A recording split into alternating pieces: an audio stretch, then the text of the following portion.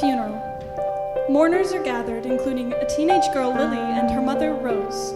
Center stage is the burial site, and a basket of white roses is placed near the open grave.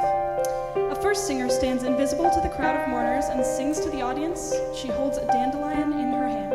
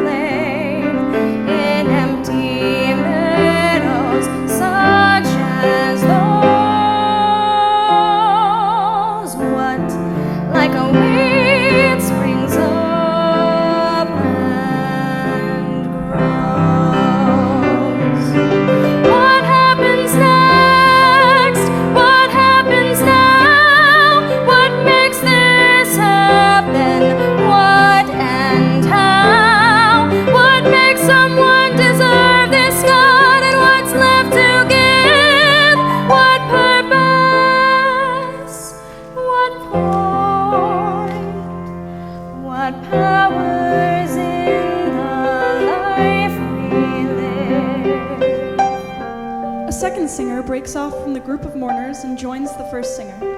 As they sing, the ensemble, one by one, pick up roses from the basket and place them in the grave.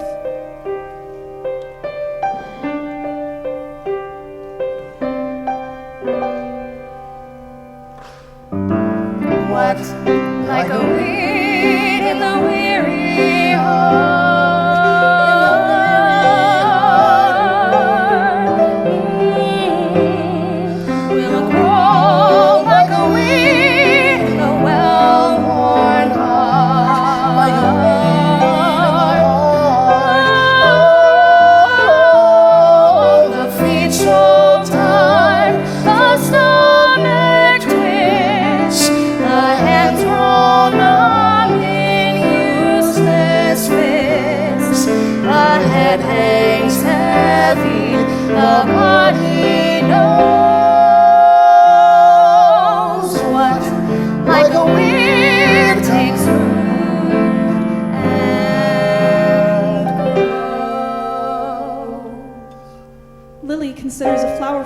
But then goes and picks a dandelion instead, the dandelion held by the first singer. The two make a brief moment of eye contact. Lily returns and places the dandelion into the grave. What, like a weed in the desperate soul, in the desperate soul, in the desperate soul, like a weed in the pleading soul,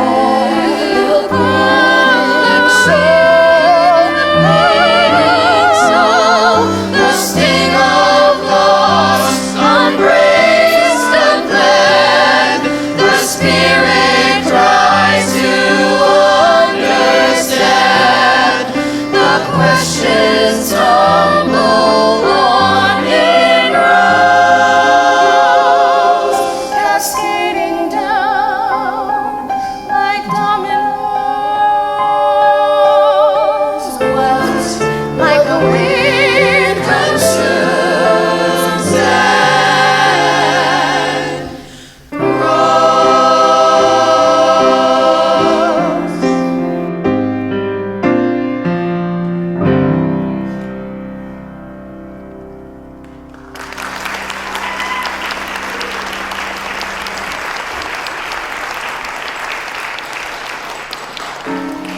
Exterior of Rose and Lily's house. Lily sits on the front steps, mindlessly staring at nothing in particular. An empty garden plot is located in the yard in front of the house. Lily, hi, how's it going? Did you know that the largest flower in the world is called the corpse flower? It can grow to be 5 feet wide and it smells like a dead body. Okay, that's nice. Mind if I have a seat? So, what are you looking at? What? Oh, nothing, just, I don't know, just thinking. Oh. Hey, can I ask you something? Do you ever wonder if there's, like, something big that you're supposed to do with your life? Like, what'll happen if you never do it? What do you mean? Like, say you're destined to be some virtuoso or some amazing doctor or something, but you never get there. You never even start, and you just end up doing something else. That doesn't make any sense, though. Like, how can you know what you would have been if that's not, like, actually what you end up doing? But, like, also, what if you choose not to do it? What if you just do something else because you don't want to worry about it? You deliberately pick something more comfortable? Well, I think if you have too much else to worry about, then that was never going to be your destiny anyway. And what about even going back to, like, ancient humans? Do you think they thought about this too? I doubt it.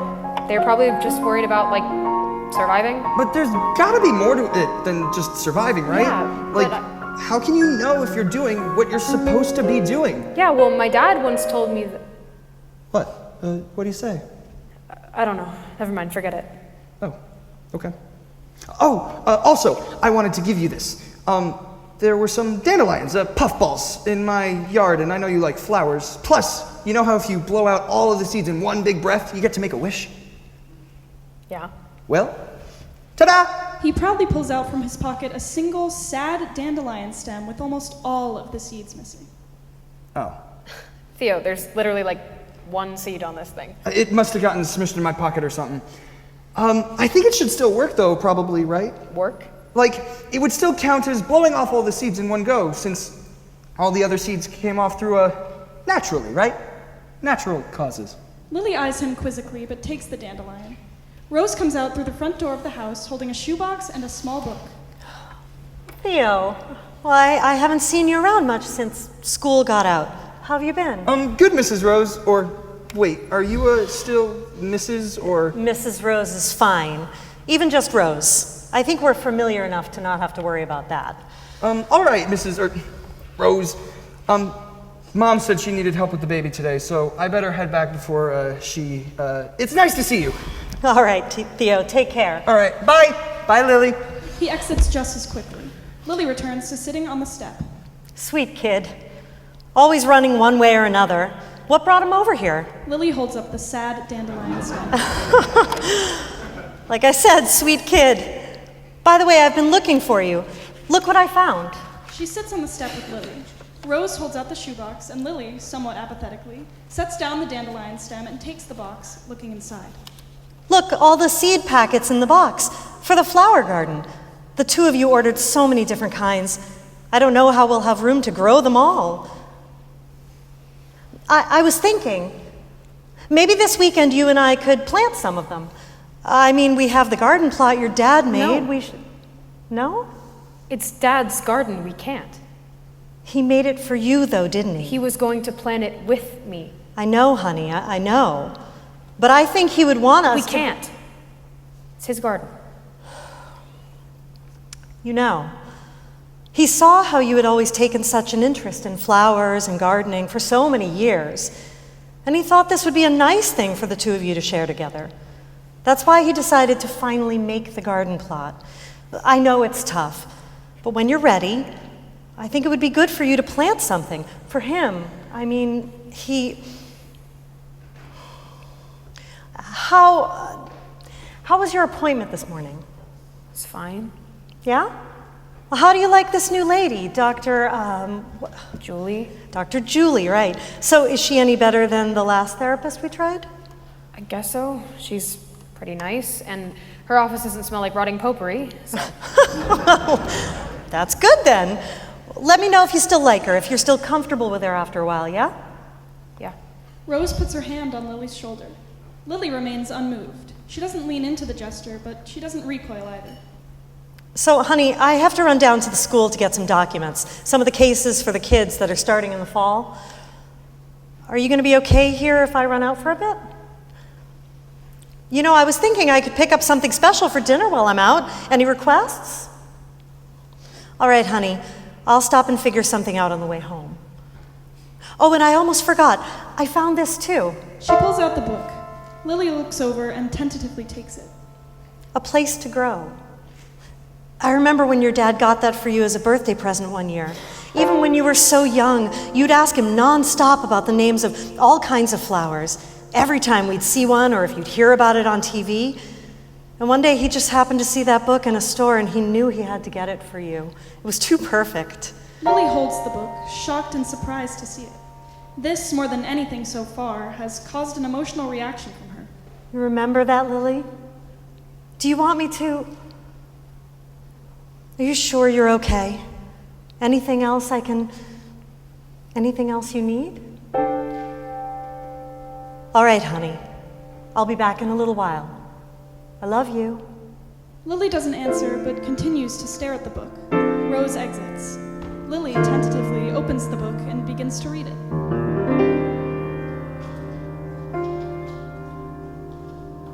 Oh, the garden flowers know we all need a place to grow. Amaryllis, amaranth, buttercup and baby's breath, crocus, catchfly, columbine, daffodil and drop of snow. We all need a place to grow. My parents named me Lily. My mother's name is Rose. Under one roof, two different flowers. When I was old enough to appreciate that fact, I was fascinated and obsessed with flowers. Dad would smile wide and laugh his booming laugh, as if my name were some good-natured joke, and he was glad I grew to love and embrace it. When he got home from work, he'd open up the door and say, "Where are my two beautiful flowers?" Mom would kiss his cheek, I'd jump into his arms. He'd spin me round and round and round and round. The room would be a blur. Time stood still while the world spun on. And now he's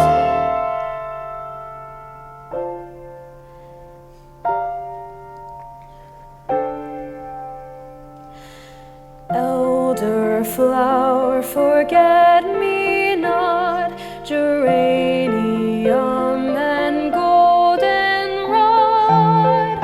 hyacinth and hollyhock, iris, ivy, indigo.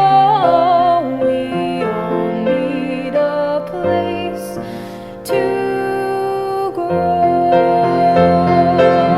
You built this garden plot. You bought me all the seeds. We were gonna plant this thing together.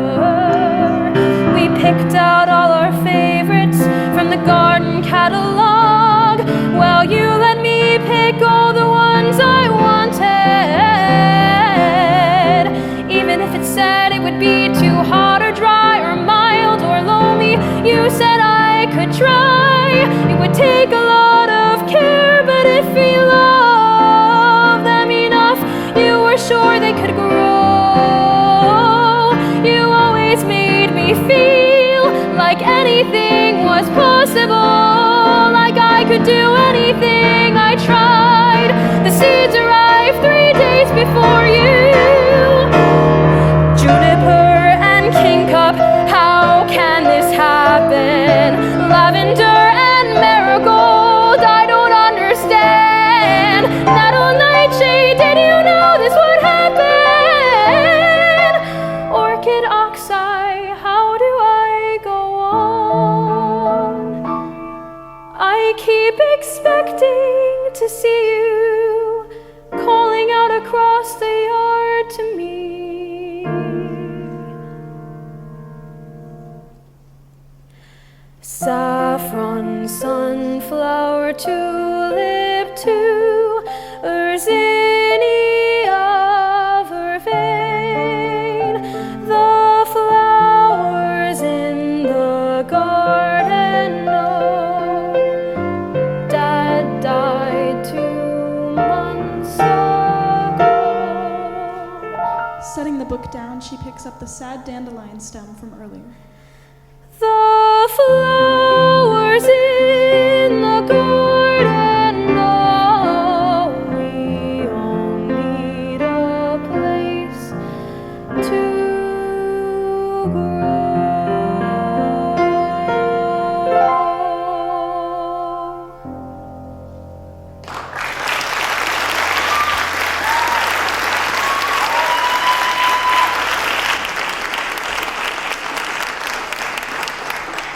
As the song ends, she blows the last few seeds off of the stem.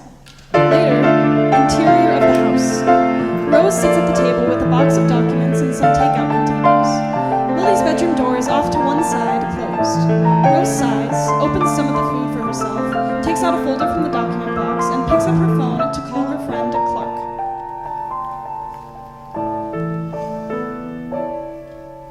Clark. Clark, I know it's been so long. Things have just been... Yes. How have you been? How's your mom doing? Well, that's about as good as can be expected, I suppose. Oh, and how was the poetry reading? Ugh, that's so dry and overdone. Oh, I'm so sorry, not you. No, sorry. I got this chicken for dinner. Remind me never to order from... Oh, yeah, my mind is in a million places right now. Here, let me put you on speakerphone. So, you said you had some news? Right. You'll love this. Guess who is now the only social worker for the entire high school? No, I called it. Yes, you did. Apparently, Christine is leaving after all. She got a job up in Bloomfield. Who can blame her, though, right? I mean, if I got offered a gig like that, I would... You'd be crazy not to take that job. Right. And you know they're not going to hire someone else to replace her. So it looks like, as of today, my caseload is doubled. I went down to the school to get a head start on some of the files for these incoming freshmen. Some of these kids, it breaks your heart. Wow. So you get a raise now that it's just you, right? Yeah, wouldn't that be nice if twice the work meant more money? Sadly, we both know that's not. Lily comes out with her dinner trash and places it on the counter. Oh, speaking of kids. Is that Lily? Hey, how's your summer? Lily wordlessly returns to her room. And right back to her room. Good night, Lily. How's she doing? All right, I think. Today actually marks 2 months since the funeral, you know? Is it really? Man, that also makes it 6 months to the day since me and Lucas finalized the divorce. Well, happy anniversary to us both. She holds up her glass in an ironic toast and then takes the phone off speakerphone and holds it to her ear again. To be completely honest, I feel like Lily hasn't even looked at me since that day. And she can go almost like nonverbal sometimes. I try to talk to her and, it's fine. I know she's struggling and she's grieving too, but she just seems stuck in a way that, yeah. And I worry about her and what will happen if she doesn't... I know I can't make her. And she's working through what she needs to. It's tough, really. It's tough. No, I'm not talking about the chicken again. Are we still on for Thursday? Oh, wonderful. It'll be good to catch up, like old times, almost. All right, back to the pile. I wish... Oh, no, sorry. All right, talk to you later.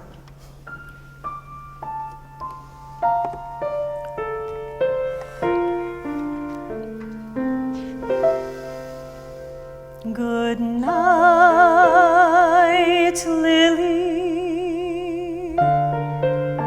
Add it to the pile, Rose.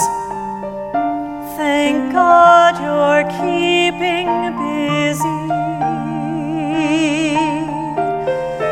Good night, Lily. The ever-growing pile rose. No choice but keeping busy.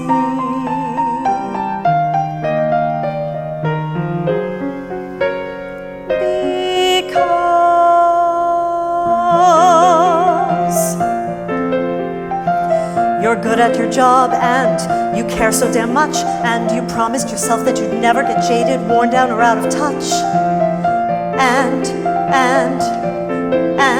And you read each case and it breaks your heart, and they all deserve a gentle start, and it feeds your soul when a tough one thrives, and you're changing worlds and you're saving lives.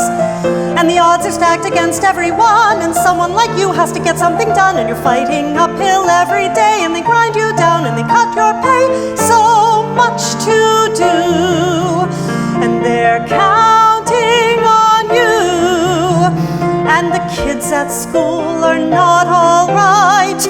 And good night, Lily. Good night. Not to mention the house and all that needs to be done, and how hard is it staying on top of it all when you're the only one? And you wince every time you open a bill, and the laundry's in the dryer still, and the oven's a mess, and the floorboard creaks, and the AC groans, and the faucet leaks, and the sink is full, and the trash has gone, and you do what you can, and you're hanging on, and you miss this house with him around, and the way he gently talk you down, and everything's wrong, and you have to be strong, and choose to keep your head upright. And good night, Lily. And does she even know what you're doing for her, what you're doing for him, what you're doing for you, and what are you doing for you? You try to show her all the love that she needs, and is any ounce of that getting through? She won't even look in your eyes anymore. She's healing, you know, but you don't know what to do. There's a wall, there's a moat, there's a canyon between, and it feels like you lost a daughter too. You know that it's hard, and you know it takes time, and you're fighting for her, and you're fighting for you. You know you're strong for fighting on. Fighting on is what you do, but you wish you didn't have to fight. And good night,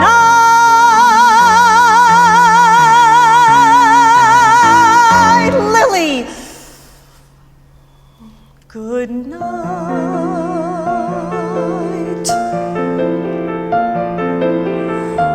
Add it to the pile, Rose.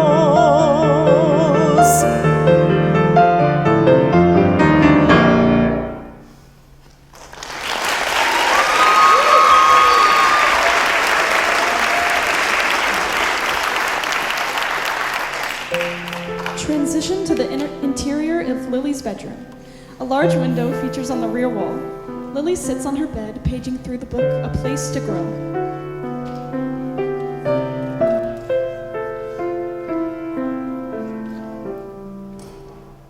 Petunia, poppy, peony.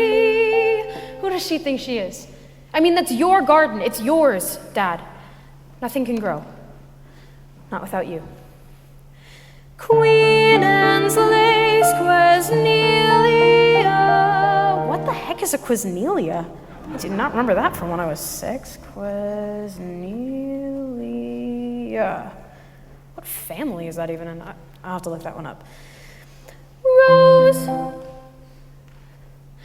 Rose and rue and red coral blow. We all need a place to grow.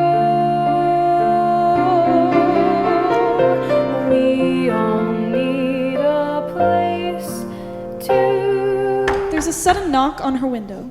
Lily looks up with a start. There's nothing there for a moment, and then suddenly a face pops up into view outside the window. It isn't quite human. Rather, it's mystical, arcane, maybe even troll-like, bearded and adorned in vegetation and arcane artifacts. Glittering bits and bobs on his garments are reminiscent of the stars. Lily scrambles, holding out her pen and book in self-defense. Who are you? The visitor appears to give a jolly answer, but his voice is muffled through the window. He gestures for Lily to open it. She cautiously does, and then returns to her defensive posture. Oh, now, that is more like it. Who are you and what are you doing outside my window? A pleasure to meet you, too. To answer your first question, you may call me OACHEK. And to answer your second question, I am here because you invited me. What are you talking about? On the Dandelion. You wished for me, and I heard it, and now I am here. But I didn't... Wait, that doesn't even make any sense. What are you? I am a night spirit, and this is what we do. One of many things, as it happens. We listen for wishes, and if it is in our power to do something, well, so it goes, and so now I am here. Because you wished for me. But I didn't wish for a night spirit. And you're in luck, because OACHEK is the most marvelous and most humble of them all. But I didn't wish for a night spirit or whatever to come and scare me half to death from outside my bedroom window. Well, what did you wish for? I don't know. I don't even think I must have... Look, I don't know what you're doing here or where you came from or what. Just, what do you want? I want to show you something. Cautiously lowering the book and pen. What is it? Come. Meet me outside. Through the window? Or the door if you like. It's all the same to me. Raising the book and pen again. How do I know I can trust you? Ah, very wise question. I know that book you are holding. I know who gifted it to you. And I know the note that's handwritten on the inside cover. Do you know what a quiznelia is? I like you already. So, what is it going to be? Well, my mom... You will be back before she has any reason to worry, I assure you. Hesitant but curious, she sets the book and pen down. Okay. Show me. Right this way. Lily climbs out through the window and the scene transitions to the outdoors. The darkness of night hangs all about and nature surrounds. Stop and listen.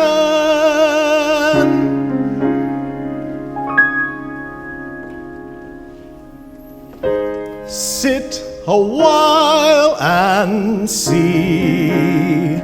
Feel the air, cool and damp and alive. The bustling day falls silent. The heat of summer breaks. In the darkness, in the stillness, another world wakes. The wind that whistles through the leaves, which rustle back in recitatives, while the crickets chirp out their leitmotifs, whispering to the spirit of the night.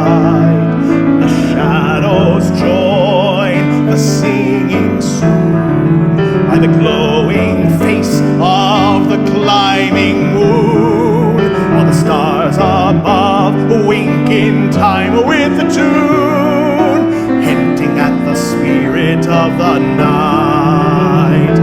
Come see. I never stopped to see this world out in the dark. Come and be. I can't believe out there just beyond my window. Come with me. Is this a dream? A dream is what you make it. What I made. Spirits come alive as the night softly falls, and the heavens wait with bated breath, and the sky reaches out through infinity, and in that great black sea, ageless and vast, the stars cry out for company. Still your soul, look around, turn your ear to the celestial sound. The towering trees and flowering Ah, here they come! Behold Lily, as the night spirits awaken and emerge once again! fighting all to join the dance and sing with us the song of the night.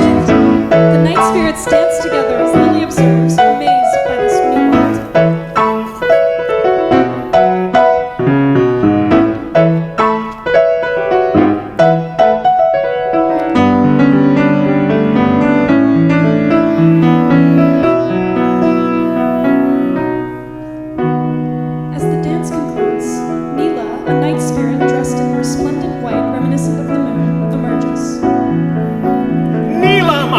sister. Ah, Brother OACHEK, what a glorious night this is indeed.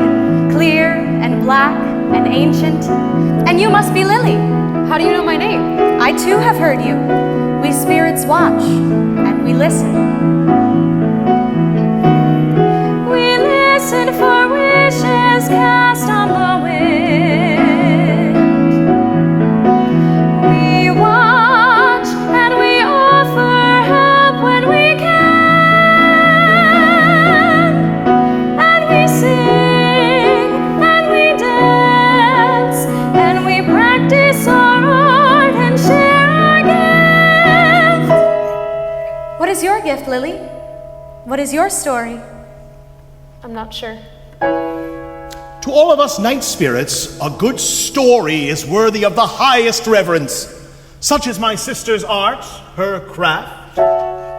Oh, if only I could grow words the way my brother OACHEK grows his garden. But I could listen to NILAH weave a story all night until the first rays of sun start to peer over the horizon and usher us back into hiding. I accept the compliment warmly, OACHEK. Nothing is more powerful than a well-told story. That most magic and most natural art that stirs the spirit in every heart is open wide, inviting you to step into the story of the night. Let wish and wonder take you there as word is woven on the wistful air. The tale we tell, the soul we share, in communion with the story of the night.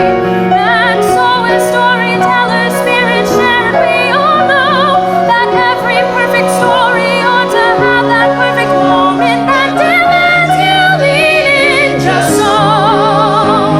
And ask the question, what happens next? What happens next? What happens next? What happens next? Night is full of song and story, praise the ancient allegory, revel in the glow and glory, bringing in the spirit of the night. The night is full of song and story, praise the ancient allegory, revel in the glow and glory, bringing in the spirit of the night, the spirit of the night, the spirit of the night.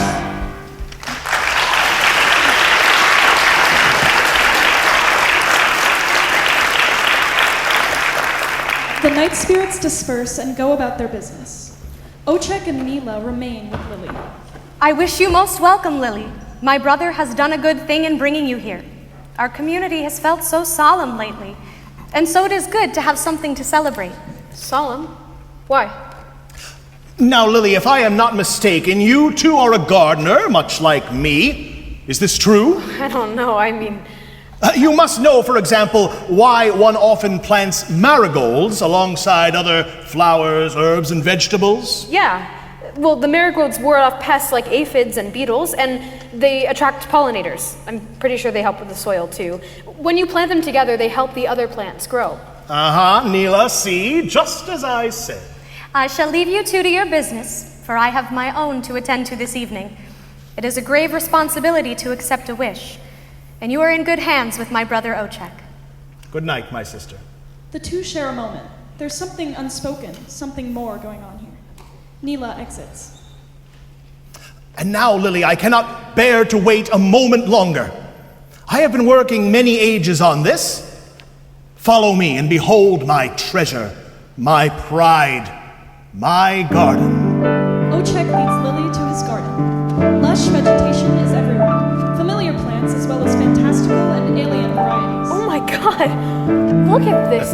Are those the... My birds of paradise. I have selectively bred them for the size and color over many years. You will not find they are like anywhere else. I am quite proud of those. And here, see this Rothschild's slipper orchid? One of the rarest varieties. They are native to the island of Borneo. It has taken me longer than I care to admit to get the soil conditions here just right. Truly worth the effort, though, if I may say so. Do you agree? How long have you been growing all this? I inherited this garden from a distant ancestor long, long ago. Since then, it has been my duty and my joy, my art, to maintain and cultivate it. This is incredible. And I have not yet shown you the best part. Here. He ushers her over to a corner of the garden where several large, yellow, starburst flowers are growing. Each is about a foot tall and vaguely reminiscent of a dandelion. This is the jewel of my collection, the lambent aster. The lambent aster? I don't think I've ever heard of that one. They are extraordinarily uncommon. I have been working on these for a very, very long time. They're beautiful. And more. They have the most glorious ability to glow with a warm and brilliant light. Very rarely. Once in a lifetime. The golden gleam of glowing gods, the sun, the moon, and stars. The rippling river runs reflect their light in broken bars. The halo harks the hallowed halls, the earth in turn replies. The nightly notes of neighbors near, the silence of the sky's lambent aster, dazzling bloom, grow with us tonight. Lambent aster, radiant flower, may we know your light.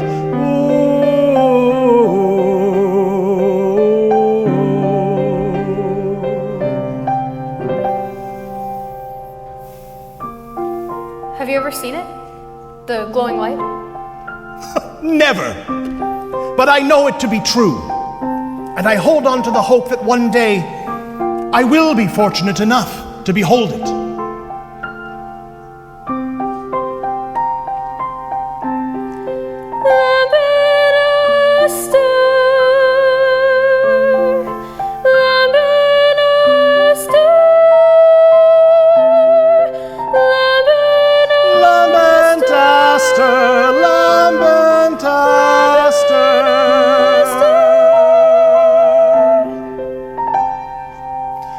More miraculously, these flowers have another most unique property.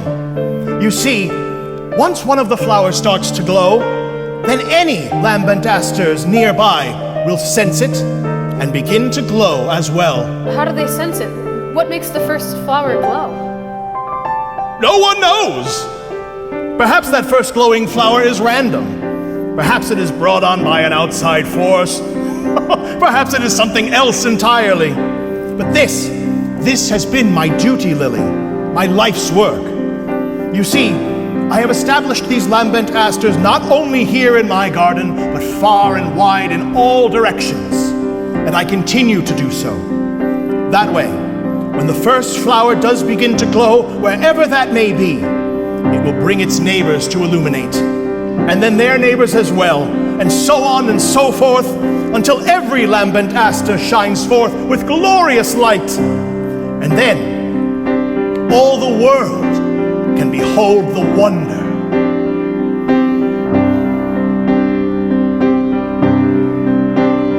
The golden gleam of glowing gods, the sun, the moon, and stars, the rippling river runs reflect their light in broken bars. The halo harks the hallowed halls, the earth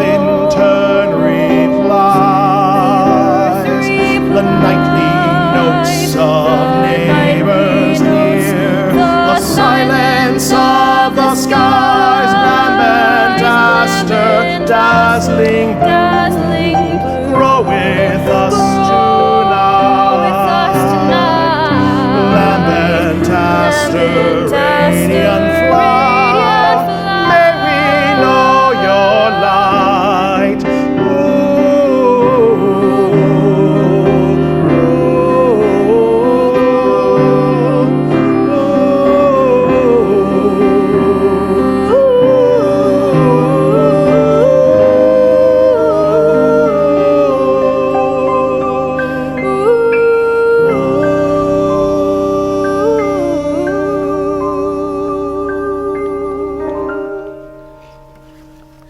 So, you've planted these lambent asters everywhere, all around the world? Not everywhere, but everywhere I have been able to reach.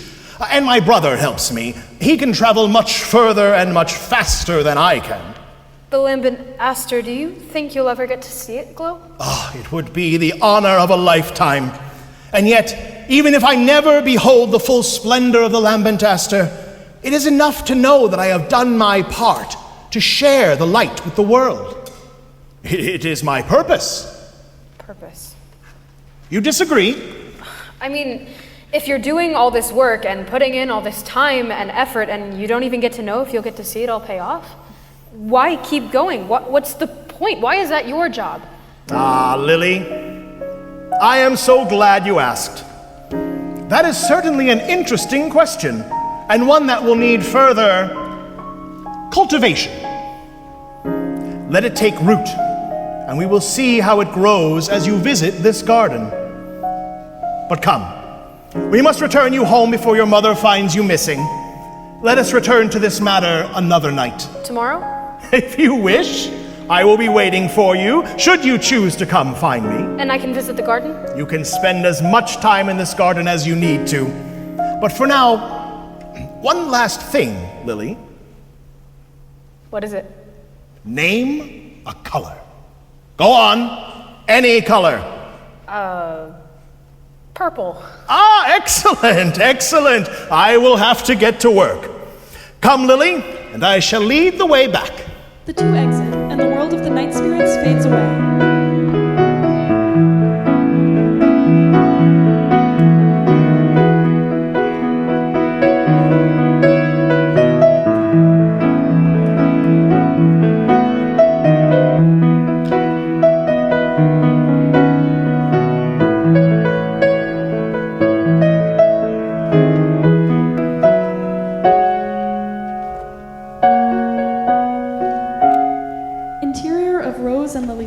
A few days later, Rose is seated at the table with her friend Clark, sharing a bottle of wine. And look, I love my students, but something fishy is clearly going on when their essay on the book, Pride and Prejudice, starts talking about Keira Knightley and Colin Firth. Oh my God. And the best part is, those actors aren't even in the same film version. You know, I always genuinely loved writing essays when I was in school. Like, the process of writing itself was enjoyable to me. Lucas had a saying, we don't make art to have a piece of art. We do it to experience the act of creation. Truly. Have you heard from him at all since the divorce? Here and there. It's been mostly amicable. We just grew apart, you know.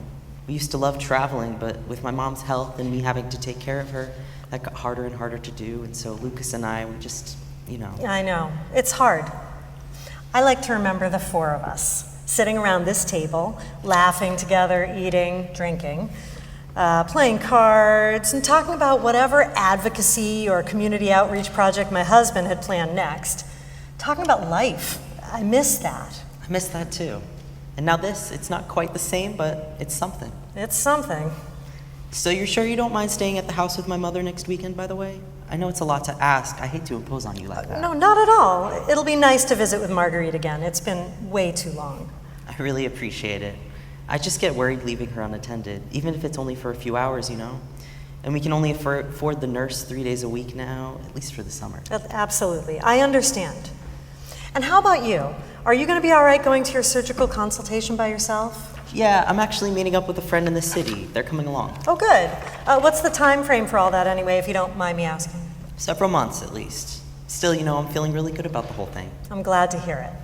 I'm surprised I haven't seen Lily emerge yet. It's almost 2 o'clock. Yes, all week she's been sleeping later and later, but that's what summer break is for, I suppose. You sure you're both doing okay with everything? As okay as we can. Keeping busy helps. Well, you know I'm here if you need anything. I do, thank you. There's a knock at the front door. Excuse me. Oh, hello, Theo. Nice to see you again. Thank you, Mrs. Rose. It's nice to see you too. Well, come on in. Mr. Hawthorne is here too. How's it going, Theo? Oh, hi, Mr. Hawthorne. Are you having a nice summer? Simply wonderful. Never been better. Especially with this weather we've been having. Nothing quite like a heat wave that practically melts your shoes to the sidewalk. My mom says it's really the humidity that gets you. Smart woman. How is she doing, by the way? She's okay. Lily emerges from her bedroom. Aha, the sleeper wakes. Hi, Mr. Hawthorne. Hey, Theo, come on, let's go. Where are you going? Just outside, down the street, wherever. She hurriedly exits out the door without looking at her mom. Theo awkwardly lingers inside. Well, do you need any food or anything? I can bring her something if you want. Thank you, Theo. I honestly don't even know if she'll take it, but bring one of those granola bars out. And you can take one too, and some water. Thanks, Mrs. Rose. Hey, Theo, how's your sister Heather doing? Is she still in college? Actually, she stopped. She's working now. Ah, you know, I still remember when I had her in my English class. She had a hell of a delivery when it came to some of those Shakespeare monologues. I remember that. She would practice all the time at home. I could learn it myself just by hearing her. I think I still remember how it goes, or one of them at least. Oh? Yeah. Tomorrow and tomorrow and tomorrow and tomorrow and creeps in this petty pace from day to day to the last syllables of recorded time, and all our yesterdays have lighted fools the way to dusty death. Sorry, Mrs. Rose, if that's too much. Out, brief candle, life's but a walking shadow, a poor player that struts and frets his hour upon the stage, and then is heard no more. It is a tale told by an idiot, full of sound and fury, signifying nothing. Thank you, Theo. That Macbeth sure had a bleak outlook on life, didn't he? Though that speech comes right after being told about his wife's tragic death, so it's hard to blame him. Signifying nothing. I mean, that's pretty dark. You know, my husband once said he disagreed with that tale told by an idiot line. He said, well, that largely depends on who's doing the telling. Oh. Okay, bye. He runs out the door. Shame to hear about Heather. She was such a bright kid, so much potential. I doubt these kids spend much time thinking about potential, though. Seems like they're barely scraping by. Theo, too. I can see how the pressure of everything gets to him sometime. Well, at least he's got Lily. Yes, but I wonder about the two of them, and I worry about them. Even besides the obvious, big, immediate things. Well, you've seen it too, right? All the kids at school. More and more over the years, it's a rough world to be growing up in. You can say that again. I've seen the same thing in my classes, and it's more than us just saying, well, back in my day, or well, kids these days. It really feels different. The whole world feels different. And it is different. Things change so fast, and these kids are under so much pressure, academically and socially. They're afraid of failure, afraid of embarrassment, and I don't blame them. And then on top of that, with all the world issues going on, everything is always so insane and obtuse. It's like it was designed to make these kids feel disengaged and powerless. And it's relentless, too. Even for us, it's like your choices are to be constantly angry about everything to the point of exhaustion, or to laugh it off and take nothing seriously. What's that quote about your desire to be well-informed being at odds with your desire to stay sane? All too real.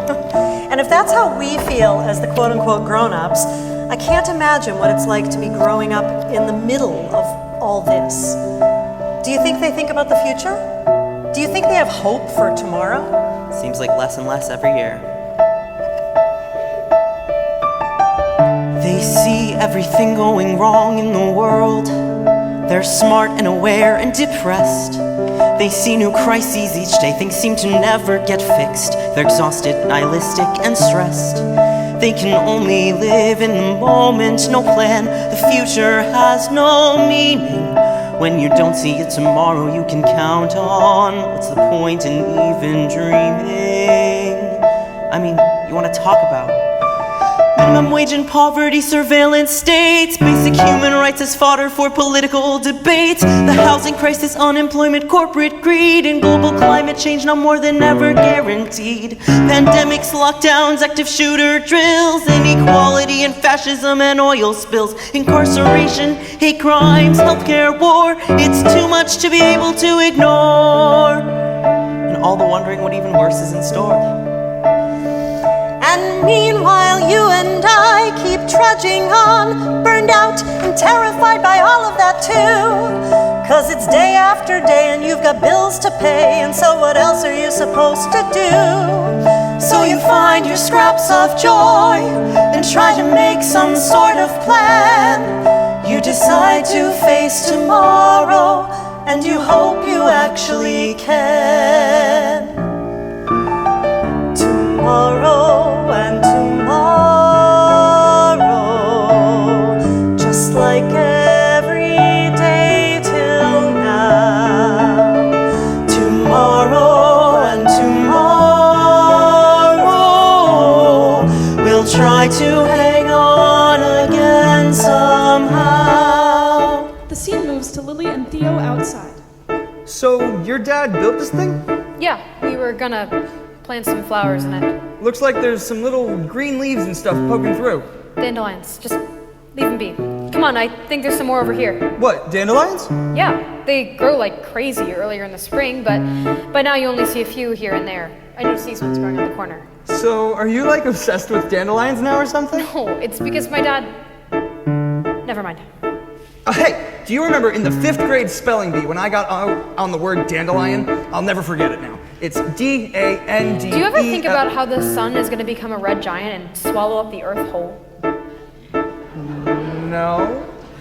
I guess not really. What's the purpose? What's the point? Everything we know will one day die. There'll be nothing left to remember, and no one left to remember it. So why do we even try? Yikes. Well, I think there's gotta be a reason, something that still matters here and now. Maybe the point isn't to be remembered, but to make it count somehow.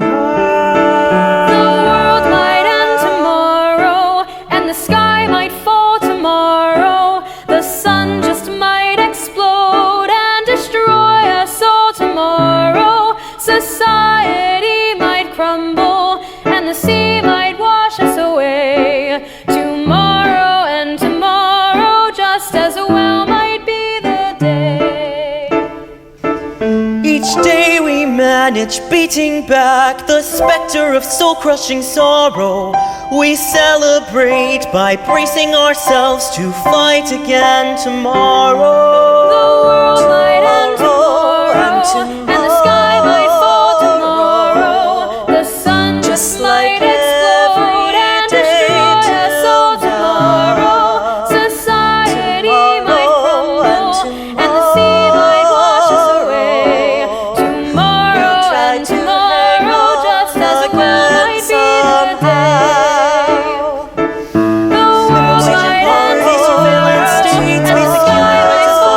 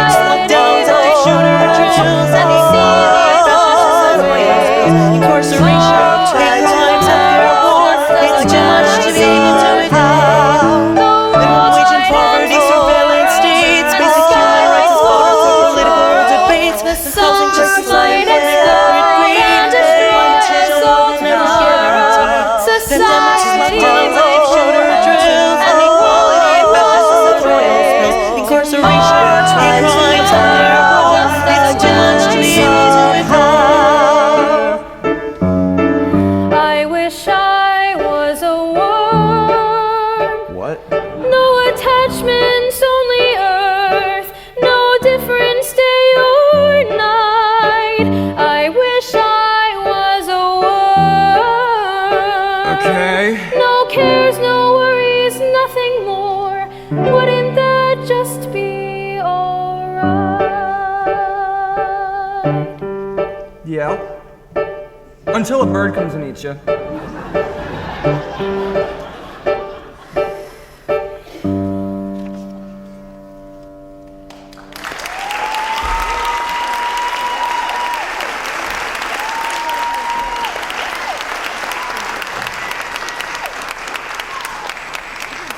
The scene transitions to another night in the world of the night spirits. The main gathering area of the night spirits. OACHEK and the night spirits are clustered together.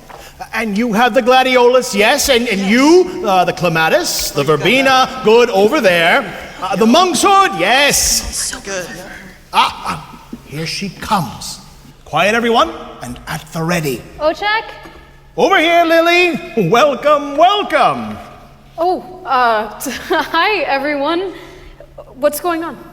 I have been working on a surprise for you, with the help of my kin here. Would you like to see it? Yeah? Oh, here, come here. Close your eyes. Good. Now, just a moment. OACHEK and the night spirits reveal a tremendous and beautiful display of purple flowers of all varieties. It is a truly stunning creation. Open your eyes and see. Oh my god! It's all so beautiful. Did you make this? For me? All for you, and all in purple as you requested. This is incredible. You grew all these? Each one for you, Lily. Lily who whispers to the wind. Lily who holds the stars. I don't even think I have the words. Here. Sometimes when words fail us, a simple gesture can mean even more. It means thank you. Thank you. Now, Lily, I wanted to ask you something. Let us cultivate the question. The other day in my garden, we discussed the matter of purpose. Do you remember? Kind of. You found it difficult to accept what I consider my purpose, to distribute and cultivate the lambent aster without knowing if I will ever get to see its light. Yeah, I mean, how can you do that if you don't know? Like, what kind of purpose is that? Tell me then, Lily, what is purpose to you? Well, I don't know. I mean, we're here and then we aren't. Nothing lasts. And the things we do, I mean, when you're gone, you're gone. You never get to see any of it, so why does it matter? Why does it matter? Indeed. Such a rich and beautiful question, and one that I know your father would be proud of you for asking. Wait, did you know my father? OACHEK, our brother returns. ADEN? Oh, this is an auspicious night indeed. What's going on? Our brother, ADEN the Wanderer. At last he has returned from his long journey. Where was he? He was paying a visit to another sister of ours, who secludes herself in a deep and distant cave, on a mission from our brother OACHEK. Come, Lily, sit by me and let us hear the story. ADEN enters with a flourish. His robes are decorated in gold, reminiscent of the sun. He is a natural showman and revels in being the center of attention. To travel the world and never rest, this shall ever be my quest. To seek the next adventure, no matter where or when. To follow where the journey leads, then journey home again. I made my way to the twice tall forest, with mighty trees all around. Their branches scrape the heavens, massive roots rippling through the ground. The canopy towered high, oh I stood in awe but kept my bearing true. I beheld the wonder and sat from under to weave my way right through. To travel the world and never rest, my purpose and my noble quest. To weave throughout the twice tall forest, to seek the next adventure where the soul has ever been. To follow where the journey leads, then journey home again. A sudden stop, below a drop, dangerous unknown. The wind-wild cliffs before me, sheer and steep and white as bone. Up and down and through the gales they blew, relentless and perilous and strong. With courage deep, I caught the wind and took a leap and sailed my way along. To travel the world and never rest, this has ever been my quest. To sail along the wind-wild cliffs, to weave throughout the twice tall forest, to seek the next adventure, far hill and distant glen, to follow where the journey leads, then journey home again. I came then to the glass green sea, crystalline and still, the silent surface sparkling, just as beautiful as you will. The horizon called beyond that great expanse, so I set off across the waters with a dance.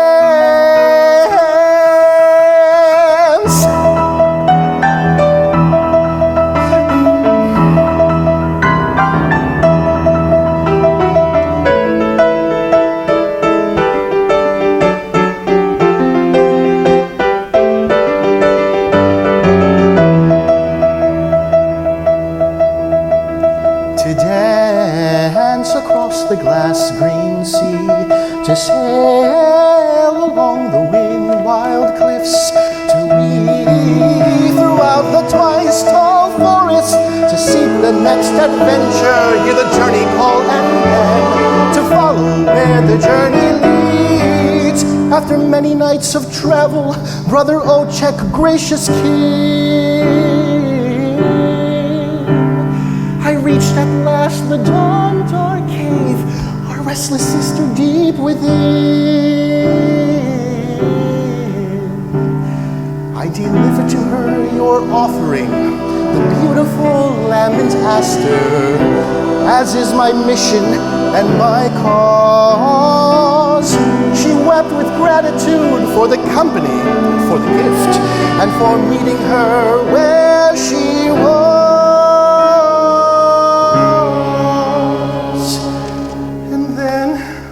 Wonder of wonders, oh OACHEK, if you had been there to see it, oh, as she holds the lambent aster, flower of light. What happens next? It begins to softly glow.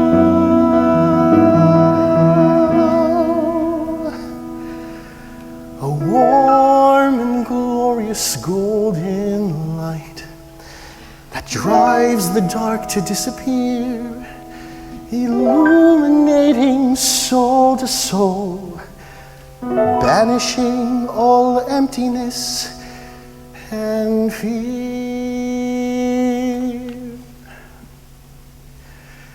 To travel the world and never rest, this will always be my quest. To seek the next adventure, no matter where or when. To follow where the journey leads. Then journey home, again. Journey home again.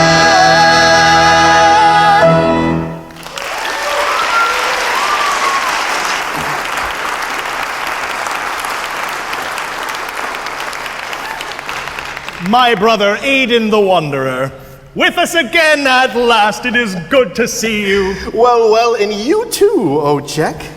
The lambent aster, you say it actually illuminated? Yes, my brother, yes, it did. It was truly the most beautiful thing that either of us had ever seen, OACHEK. If only you had been there to witness it. What caused it to light? Do you have any idea? No. She was simply holding it when it happened. The surprise was as much a part of the beauty as the light itself. How magnificent. I am so glad to have been able to help share that bit of comfort with our sister. I too, OACHEK. Who is she? Your sister? We have many sisters and brothers far and wide. Some are lost or bear a heavy burden. It isn't always easy to help, but OACHEK knows that his flowers can provide a measure of comfort. And there were no other lambent asters around, were there? None to inherit and spread the glow? No, unfortunately. The cave was too deep and remote, and well, we had not yet gotten the chance to plant very much in that area. Just one brilliant flower in the care of our dear sister. I see. You will have to bring more to that area the next time you travel that way, if you are able. Of course, OACHEK. NILAH, well, you look as radiant as ever. Likewise, Brother ADEN. It has been far too long. Will you be staying with us for some time? I cannot say. The next adventure is always calling me. Oh, look at all of you! So many warm, beautiful faces that I have not seen in an age, and a visitor. Hi, I'm Lily. She is in my care, Brother ADEN. I have taken on her wish. Well, her wish, you say? What wish might that be? I don't really think I even know, or maybe, I don't know. I mean, OACHEK grew all these flowers. These flowers are part of it, Lily, but they are not your wish. ADEN, we have been spending time in the garden. Well, you are lucky indeed, Lily. My brother's carefully cultivated garden is a level of art that many a night spirit aspire to, and few ever reach. A lily in the garden, how about that? Brother OACHEK, tell me, where are our mother and father?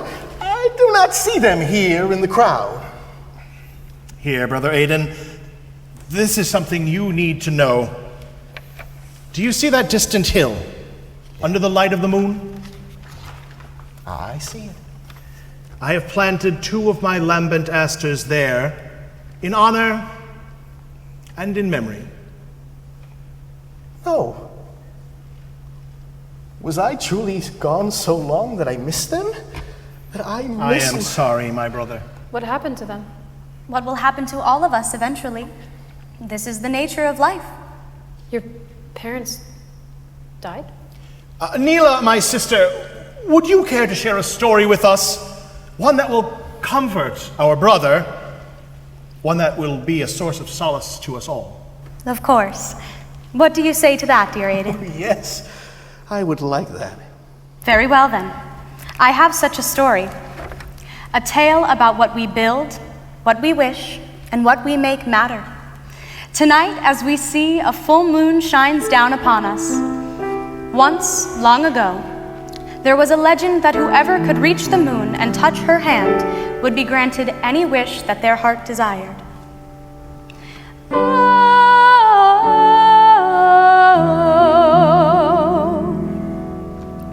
In that time, there were 2 queens ruling over neighboring lands, one to the east and the other to the west.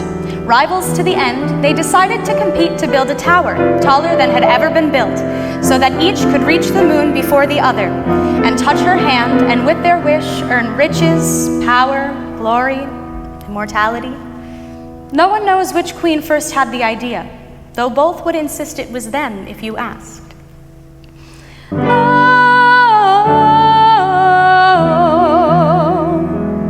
They each gathered all their wealth and wood and stone and workers strong. The plans were drawn, the work began, the labors toiled long. Which queen her heart set on that heavenly bound would be the first to proudly build her tower to the moon.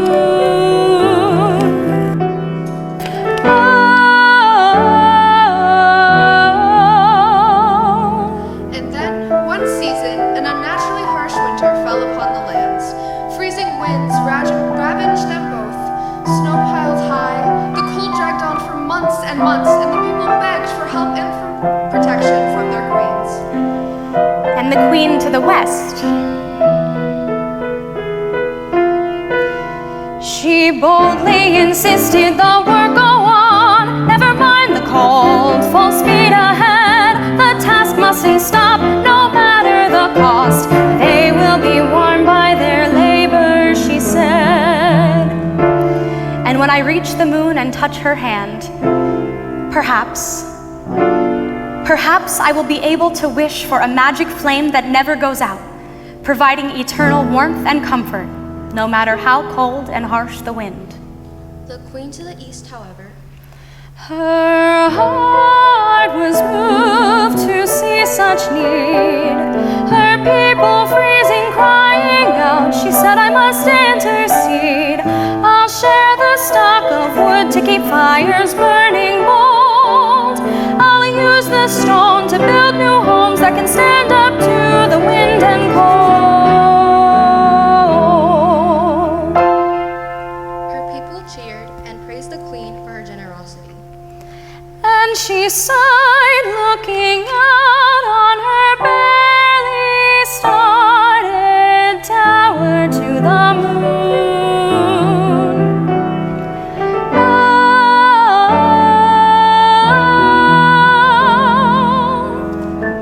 Years passed, and the construction continued. The determined queen in the west forced her workers to toil day and night, and her tower stretched ever higher. The queen in the east, her tower fell far short in comparison. And then one season, a terrible pestilence struck, killing crops and livestock and leaving the people with nothing to eat. Famine spread across both lands, people starving with no end in sight. And the queen to the west, she fiercely insisted the work go on. Never mind the famine, full speed ahead. The task mustn't stop, no matter the cost. Their work will distract from the hunger, she said. And when I reach the moon and touch her hand, perhaps I will be able to wish for a great, never-ending feast for my people, so that they may never go hungry again. The queen to the east, however, her heart was moved to see such need. Her people starving, crying out, she said, I must intercede. I'll trade this wealth with some far-off unspoiled land. These gold, these jewels for great and need, to share with all a helping hand. her people cheered and praised the queen for her compassion. And she sighed, looking out on her wishful feudal tower to the moon. Oh.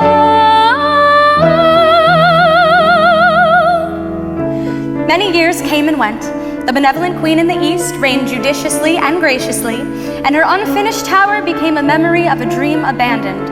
Meanwhile, the ruthless queen in the west pressed ever onward, though her laborers grew fewer and fewer in number. One night, when the gracious queen in the east had grown very old, and she knew her days were near their end, it was a glorious and clear night, much like tonight. As the kindly queen lay in her chamber, the moon itself, full in her splendor, descended and came to visit her. She floats in through the window, shimmering and pale, iridescent white. She approaches the queen and speaks to her. I have seen you all these years. I have watched you care and provide, showing love and light to all. And now I have come down to see you, gentle queen, generous soul, that you may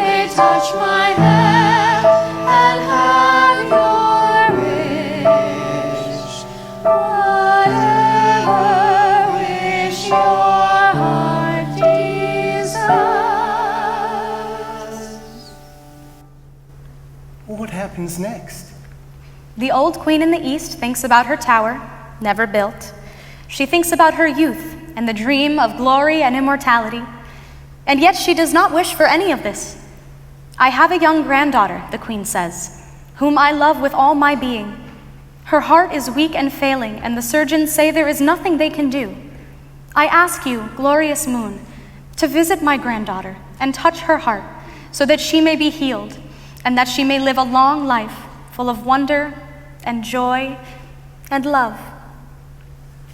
It is done, says the moon, and departs from her side.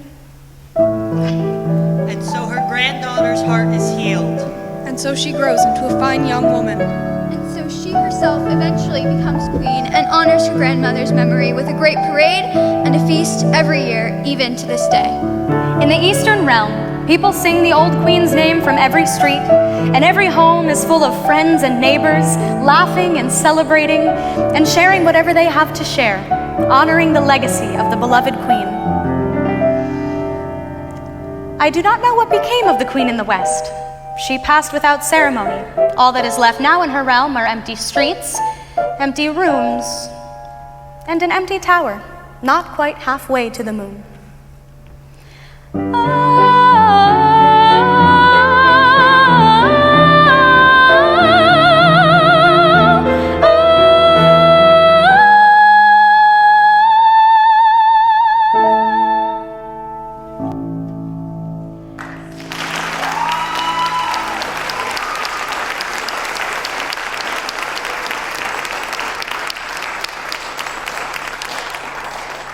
Thank you, sister. Your words are warm and remind me of distant days. It is always a true comfort to hear a story from you. Of course, my brother. Our parents would wish you the same. May you find calm and peace, and may their memory bless you. The night spirits disperse until only ADEN remains. Lily lingers with him. I'm sorry to hear about your parents. Thank you, Lily.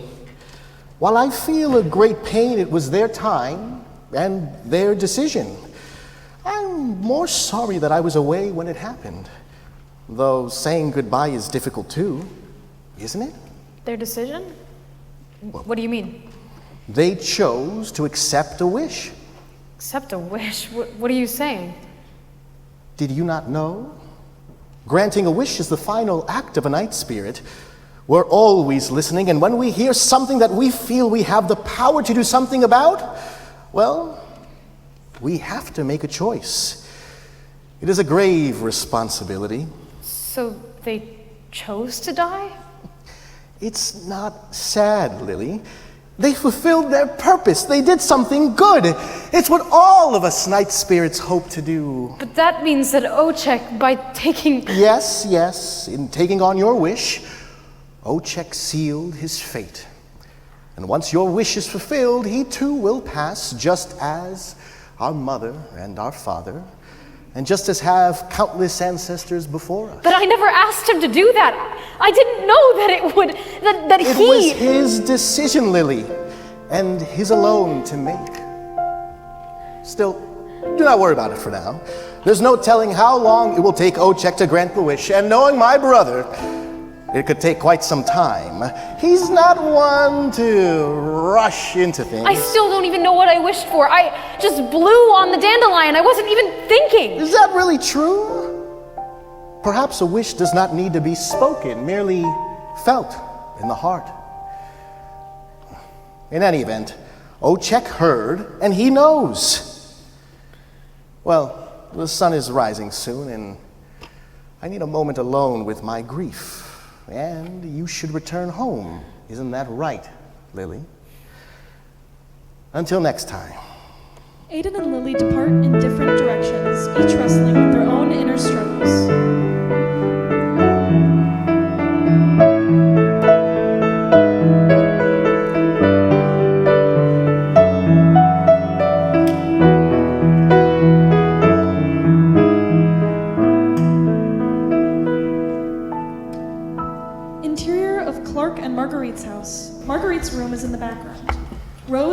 Theo stand downstage, having just arrived. Rose is carrying her box of student files, and Lily clutches the book A Place to Grow in her hand. All right, I'm going to go set up shop in the dining room. Hopefully I can make a good dent in all this today. You two can go down the hall if you... Yes, Theo? Thanks again for letting me come along there with you guys, Mrs. Rose. Not a problem at all. I know how nice it can be to get out of the house. Come on, Theo. Listen, don't forget we're guests here. I'm doing Mr. Hawthorne a favor. Marguerite is resting, so don't bother her. And...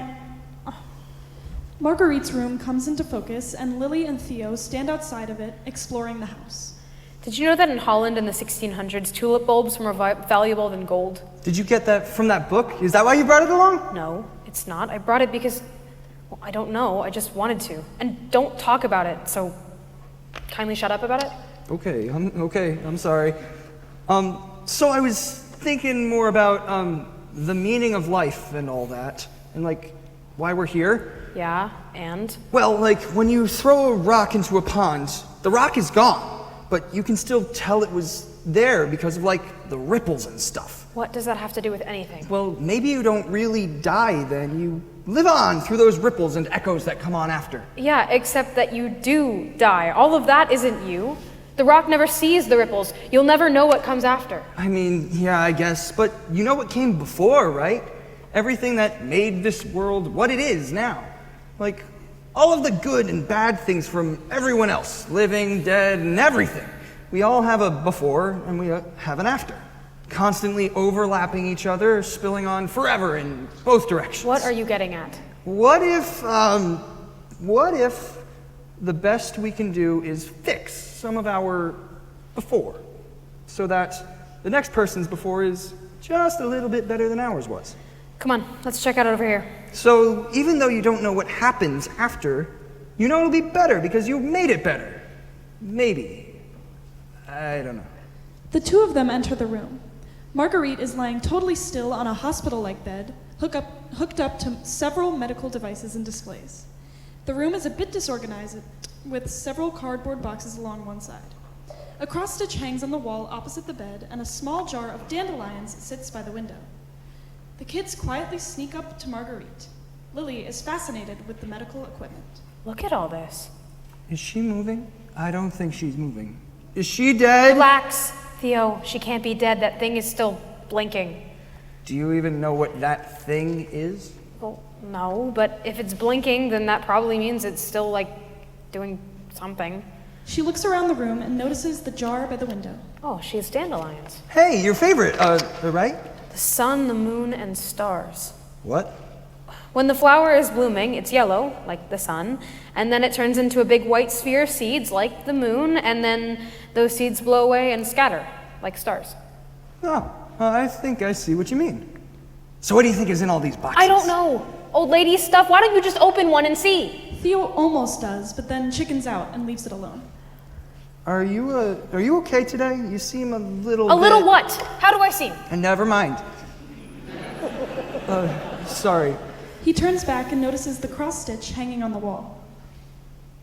I expect to pass through this world. What now? Once. No, look here. I expect to pass through this world but once. Any good thing, therefore, that I can do, or any kindness that I can show to any fellow creature.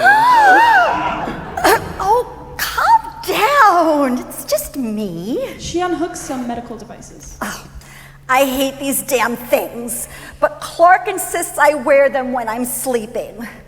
The annoying thing, too, is that he's right. Here, give me a hand, will you? Come on, I've only got so many years left. I don't want to spend them all trying to get myself up out of bed. The kids rush to help her as she struggles comically, finally getting up from the bed. Thank you. Well, are you just going to stand there? Are you going to say something? Hi, Mrs. Hawthorne. Sorry we were in here. I didn't look in the boxes, I swear. I know it might have looked like I was looking in the boxes, but I didn't. Sorry for bothering you. We'll just leave you alone now. Slow down. It's no bother. Some visitors now and then help break the monotony of convalescence. Oh, Lily, I haven't seen you in ages. You've got to be at least 2 feet taller. Hi, Mrs. Hawthorne. My mom's here, too. She's just out in the dining room doing some work. And how about your father? Is he coming over too? No, he's not here today. Oh, pity. I always enjoy when he comes over and helps us with odd jobs around the house. Things I'm too old and frail to take care of myself anymore. You tell him I said hi, will you? Yeah, I'll tell him. Hi, Mrs. Hawthorne. I'm Theo. I'm Lily and Mrs. Rose's neighbor. They said I could come along today. Well, nice to meet you, Theo. So what are you kids up to? Well, Lily was looking at your dandelion jar and... Oh, yes. Just a little something to liven up the room. You know, the name dandelion comes from the French for tooth of the lion. I like that. Such a strong name. Though, interestingly enough, the French called them pissenlit, essentially meaning piss the bed. I got nothing. Anyways, I saw you looking at that cross-stitch on the wall as well. I expect to pass through this world but once. Any good thing, therefore, I can do, or any kindness that I can show to any fellow creature, let me do it now. Let me not defer and neglect it, for I shall not pass this way again. I always liked that quote. One of the church ladies made it for us when Clark was born. Though, of course, we didn't know him as Clark back then. And, of course, I've fallen out of touch with many old friends from that church. You'd think they, of all people, would understand it's supposed to be about love and kindness, you know, but some of the things I heard them say about Clark on his journey, and me, hateful, cruel, ignorant words. And if it is about love and kindness, as far as I'm concerned, that makes Clark one of the most heavenly individuals that anyone can hope to meet. You can quote me on that. I will. Mrs. Hawthorne, what's all that for? He gestures toward the medical equipment. What isn't it for? I've got more issues than a magazine salesman these days. Tough crowd. Oh, I'm a fighter through and through, always have been. So you better believe I'm hanging on for as long as I can. When death comes for me, he better be sure he's ready. Life is for the living, even if it means wires and needles and monitors and tests. So, what do you do all day? Now that is a very good question. When you get to be my age, and God have mercy if you do, and you're practically climbing the porch steps towards death's door, you think about those moments left at this point perilously few, and you reckon, well, now what's each moment for? Sorry, I was thinking about Piss and Lee again. Anyway, while I've got the time, I'll tend the flowers. While I've got the time, you won't find me idling, counting down the hours, because it just makes sense to this frail old mind to leave a little bit of beauty behind, and you can lay a nice bouquet once I cross that line. So I'll keep tending flowers while I've got the time. While I've got the time, I'll give a penny, 'cause once I've kicked, I'm sure as hell not taking any. And God forgive my selfish plight if I'm not moved to do what's right when I hear my neighbor singing, brother, can you spare a dime? So I'll give dimes and pennies while I've got the time. Too many people keep their noses up, storing their treasures in heaven, and using that excuse to step all over every little thing down here. What good are heavenly treasures if you neglect what's at your feet? Get your head out of the clouds, look at where you stood. Take your break from being righteous, you might actually do some good. And by the way, if heaven's gonna lock its gates to shut up my beautiful son, then heaven doesn't deserve me either. While I've got the time, I'll keep on living, 'cause spring turns to fall in no time at all, and I've still got the feats to keep giving. God grant a gracious state of mind, 'cause the world's being cruel, but I can be kind. It's you and me in this monumental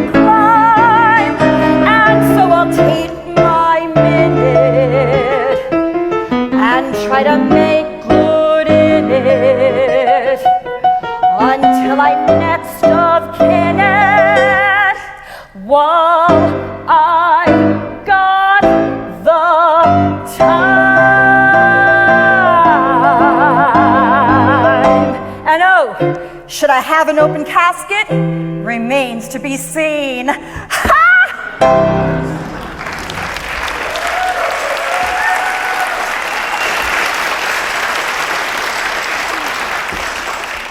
I tell ya, I haven't felt this lively in quite some time. Now you kids. Oh. She's suddenly disoriented. Mrs. Hawthorne, are you okay? Yeah, Clark. I'll be fine. Where am I? That's not Clark. No, it's fine. Here, why don't I help you get back into bed? Thank you, Clark. You always take such good care of me. What's going on? Are you sure you're okay, Mrs. Hawthorne? Yes. Yeah, I'll be fine.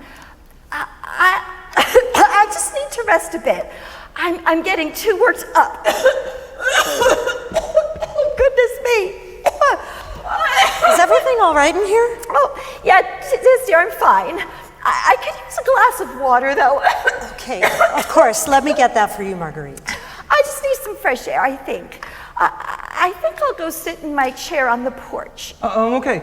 Let me give you a hand with that, okay? Oh, thank you, Clark. You always take such good care of me. She and Theo exit. Lily is left alone in the room. She opens A Place to Grow and reads. Willow and wisteria, Xeranthemum and Iris, yarrow yew and yellow bell, zinnia and xylo. You wrote a note inside the cover, I remember.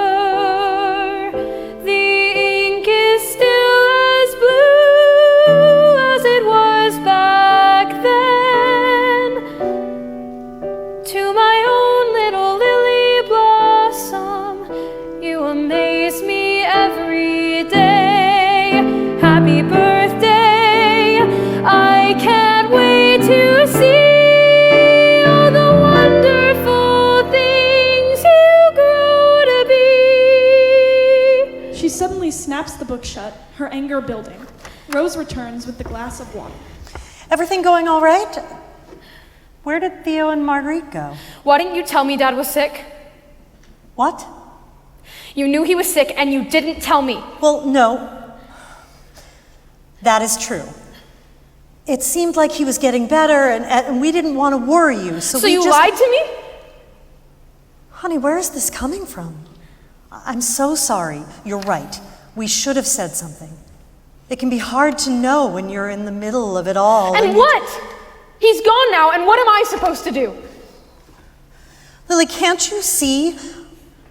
I'm trying to keep it together. I'm trying to keep everything together. And I know it's hard, but he would want us to... You don't know what he wants! He's dead!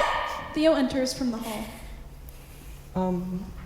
I think Mrs. Hawthorne is okay. She's waiting outside, and she seems a little bit more normal now. Listen, I'm sorry. I don't know what else to say. I don't know what else you want from me. I'm trying, just trying to keep it together. And I want you to, give me something, Lily. You have that garden plot that Dad made you. I think maybe you should... There were some weeds growing in the dirt, some dandelions, and so earlier today, before we came here, I went out there and I tore those all out for you, so it would be...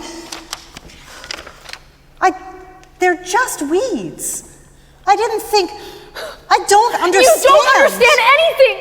In her anger, she tears the book A Place to Grow in half down the spine and throws it on the ground. Lily, Don't talk to me! I can't! I'm leaving! She storms Lily! Don't worry, Mrs. Rose. I'll go with her. I can make sure she gets home all right. He exits after her. Rose is stunned. Emotionally broken, she sits on the ground, back to the wall.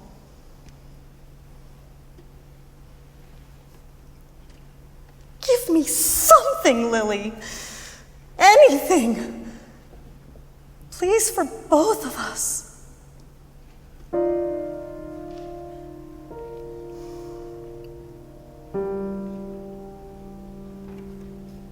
Can you see me like this wherever you are now? Can you hear me? Why does asking for help make me feel so...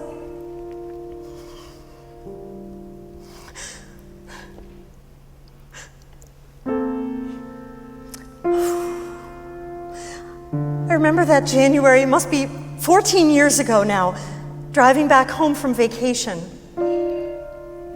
Freezing cold, blinding snow, and the car blew a tire and skidded off the side of the highway. I was scared and cold and frustrated. And you stayed calm, and you called for the tow truck. 2 hours wait, they said, on account of the weather, and Lily crying and screaming in her car seat. You went back there, and you sat with her, and what did you do? You read to her from the Chinese menu you found wedged under the seat. Lily stopped and just stared at you, utterly captivated as you described the beef and broccoli special. I remember I couldn't help but laugh. You looked at me while you read, as if to say it'll all be okay. Somehow we survived the hours until the tow truck got there. Somehow we eventually made it home. You always knew what to do. You always knew what to say.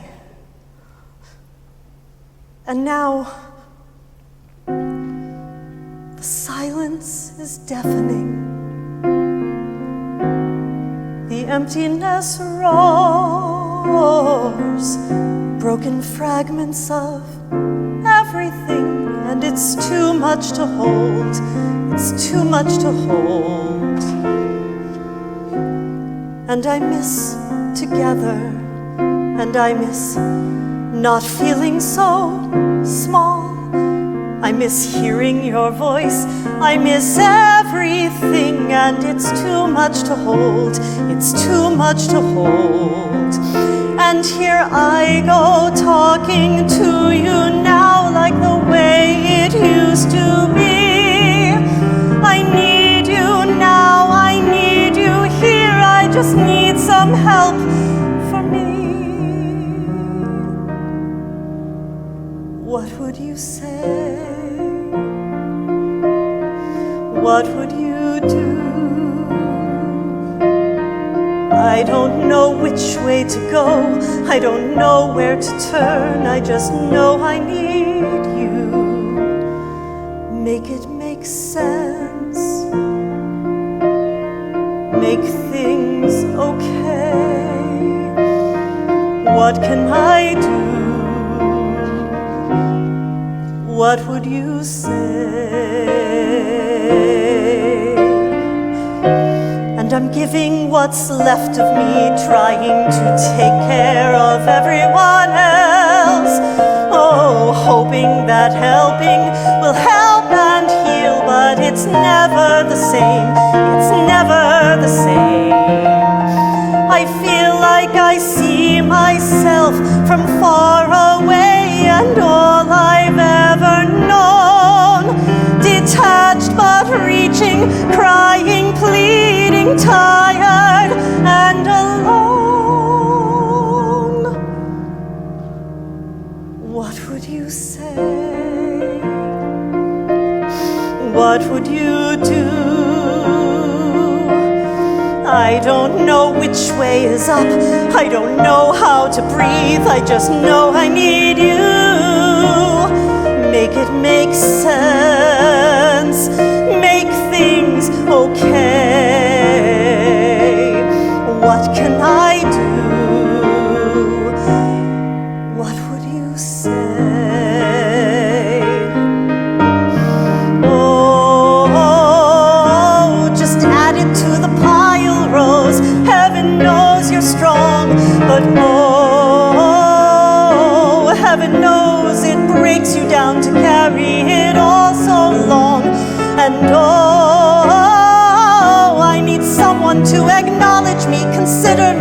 connect with me.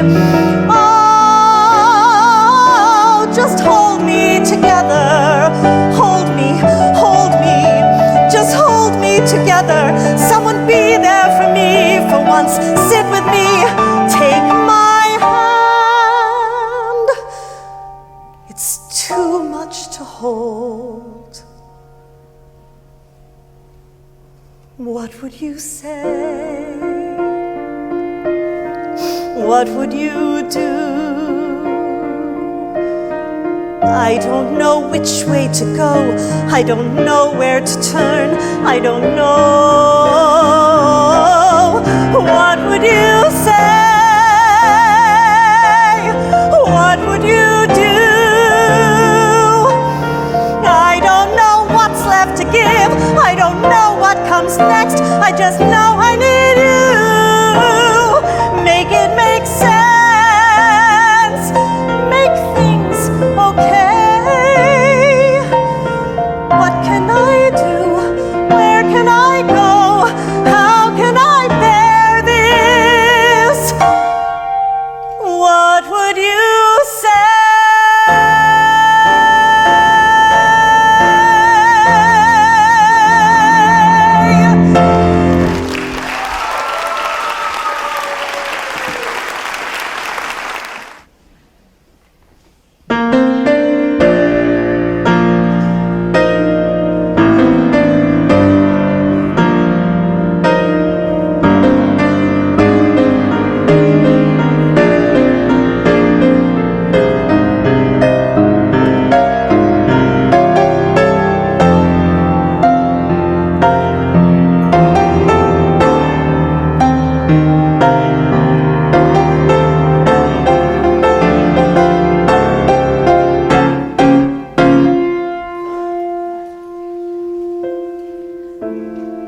Lights up on Lily and Theo, walking home after leaving Clark and Marguerite's house. Lily, wait up! That was kind of intense back there at the house. Are you okay? I'm sorry if, I bet you want to just be alone right now and everything, and that's totally cool. I get it. I'm just gonna walk home with you and make sure you're alright, and then I can leave you be. How does that sound? So I was thinking about it, and you should be an olm. A what? An olm. You know how you said you wanted to be a worm? You should be an olm instead. It's like a noodly cave salamander with no eyes and no predators. I read this thing where some scientists saw one that didn't move at all for 10 whole years, not even to eat or anything. An olm. Yeah, it's like a worm with even less to worry about. Gee, thanks, Theo. I don't know if you thought that would cheer me up. Also, tell me some more facts about flowers or something, if you want. Fine. Did you know that some flowers are thermogenic? They can generate their own heat and make themselves warmer than the surrounding air. Wait, really? Huh, that's pretty cool. Do you have any more? Oh, also, I was thinking more about, everything. And I think it could be about what you build. What is? What are you talking about? Like the reason we're here, the reason for anything. It's about building something that lasts longer than you. Okay, so what if you're born with no arms and legs? What then? Or if you have severe mental disabilities, do you have no purpose then because you can't build anything? Well, no, I mean... Or if someone frames you for a crime and then you get thrown in jail for the rest of your life, might as well give up. There's nothing for you to do. There's no point in living. No, of course not. Of course you still have purpose. Well, how then? What are you supposed to do? I don't know. I mean, maybe there's things you do without even thinking or trying that just make something better somewhere. Like, maybe the purpose isn't what you do, it's who you are. It's unavoidable. Just by being, you help. Yeah, and you still do plenty of hurtful stuff too, on purpose or by accident.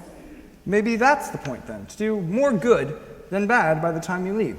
And everything you touch, there will be good fossils of you left behind. How are dead, dry remains supposed to help with anything? No, I don't mean exactly like that. A smile could be a fossil. A smile? Kinda, maybe. If you smile and then someone else, and then but that's not really what I mean either. I mean, it's if you're, after we, except it's the things that we, Sorry. My mom yells at me sometimes when I can't put my words together quick enough. Okay, Theo, slow down. Just take your time.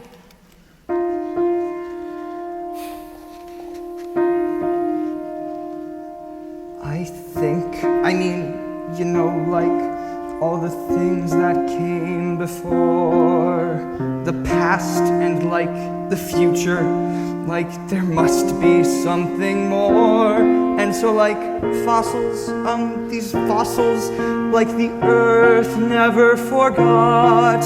And so I think, I mean, you know, like that's a helpful thought.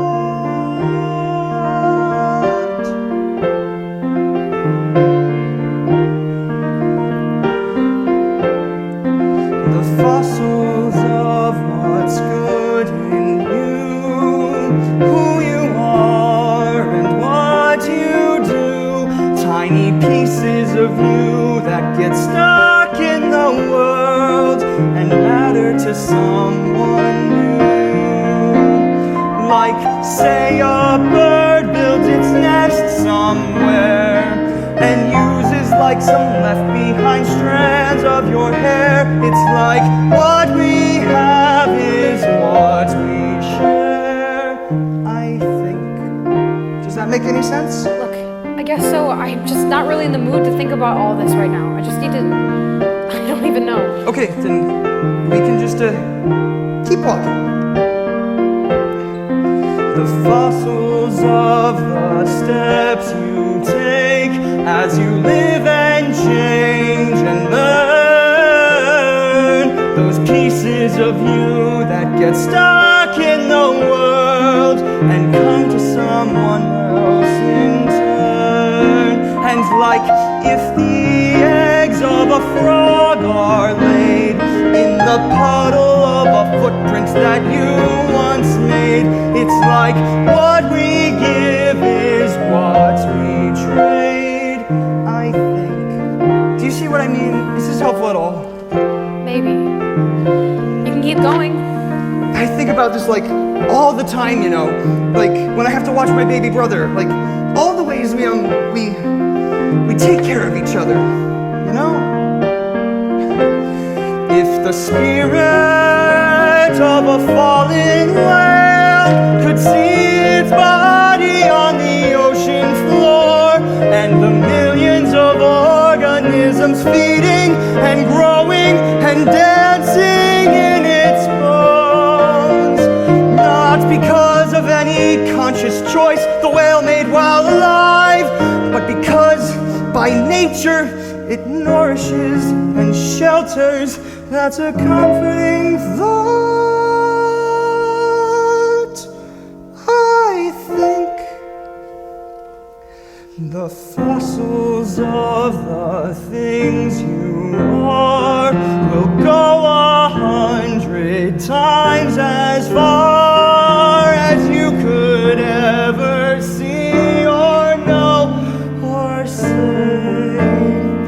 I have to think it might be true that who you are and what you do will mean something to someone someday. These fossils will mean something someday. These fossils someday.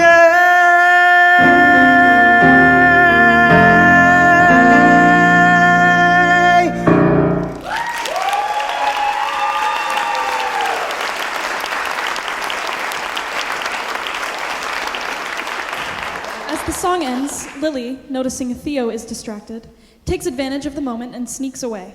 What do you think, Lily? Does that... Lily? Where'd you go? Hello? I was supposed to take care of you. Lily?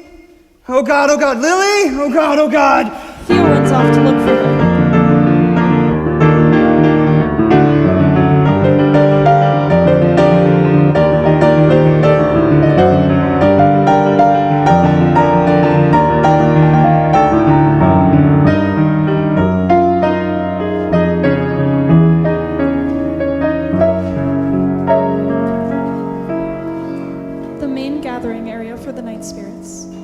Lily sits on a rock as the night spirits start to wake and enter.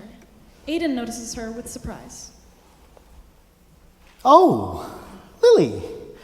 Well, well. Were you waiting for us? How long have you been here? I don't know, a while. Are you all right, child? You seem especially troubled tonight. That's because everything is a disaster. I don't want to do it anymore. I don't want to go home.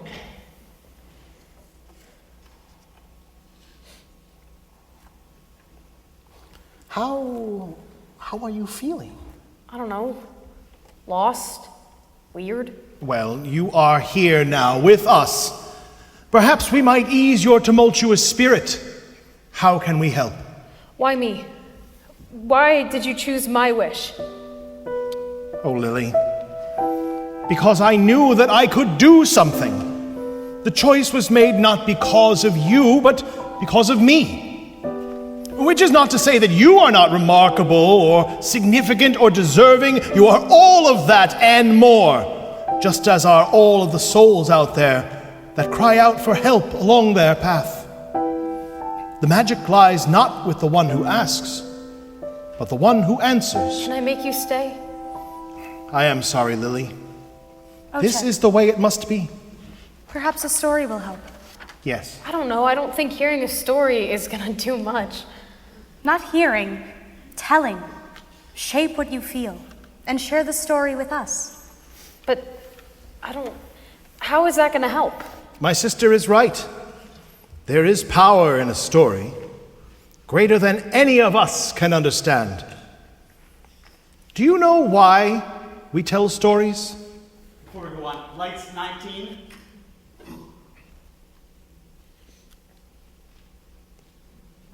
Lights 19, are you up there?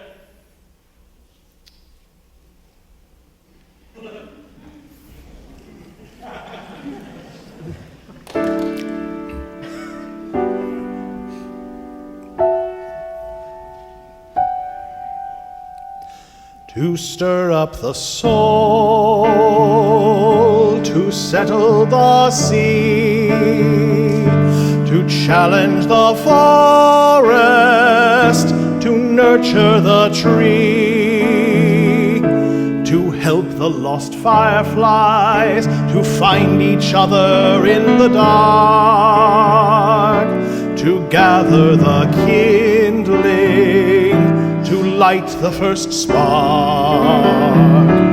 This is my story, this is my song. By way of the broken trees, through the tangled trees, a light grows clear and strong. This is my story, this is my song. Joining the spirit of life the whole night long. Unburden your spirit, Lily. There is healing in connection.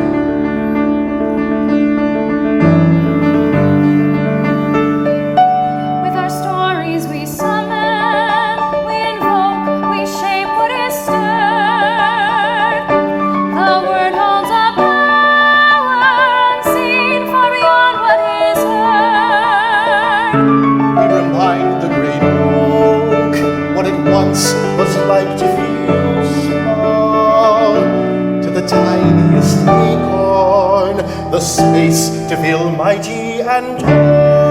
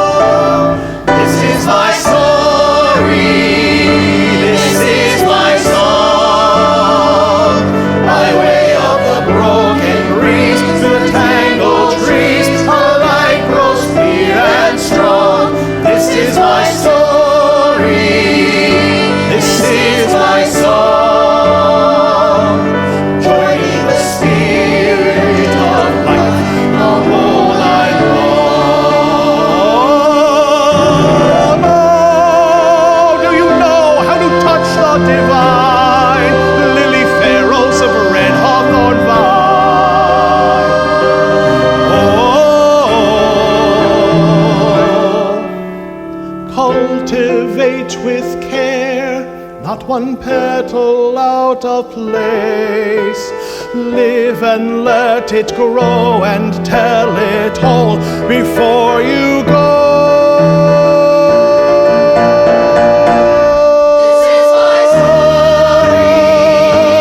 This is my song, by way of the broken breeze, through the tangled trees, a light grows clear and strong. This is my story, this is my song, like flowers in the garden, to grow, to be, to belong. Like flowers in the garden, to grow, to be, to belong.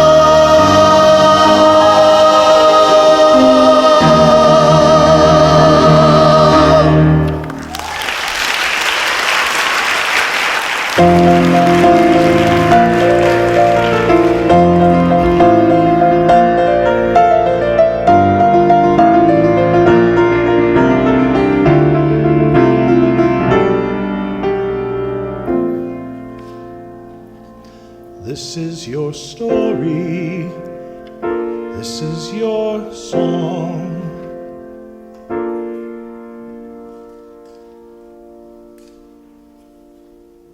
Lily, go ahead. Whatever is in your heart, let it carry you. The night spirits all encourage Lily. She stands before them, and they listen with rapt attention. OACHEK. Tentatively, she begins. Okay.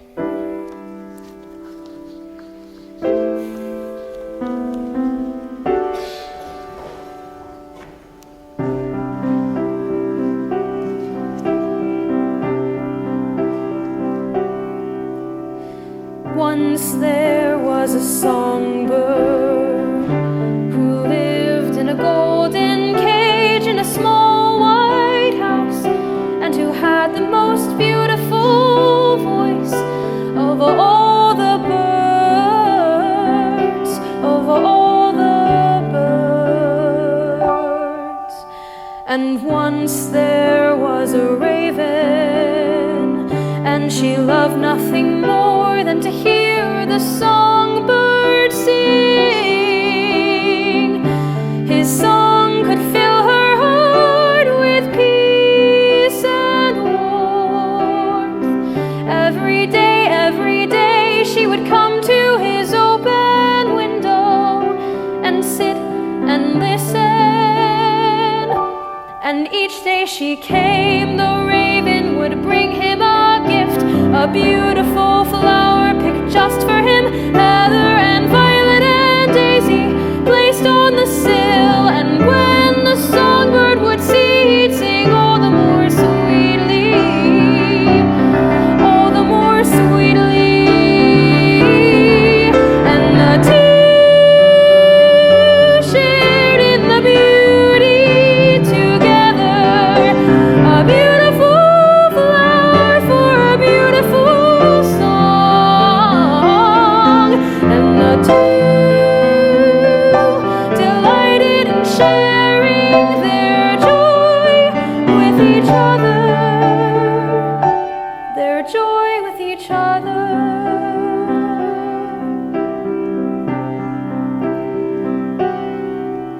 And then one day, as the raven came by, she found the window shut. She couldn't see the songbird inside. She couldn't hear his song. The small white house that she had known for so long was completely vacant. There was just nothing. The raven couldn't bear it. She needed the songbird back. Was this her fault? Did she do something wrong? Maybe, just maybe, if she could just find the perfect flower, the songbird would return. Her songbird would return. And so every day she came back with azalea, hydrangea, petunia, the most beautiful, perfect flower she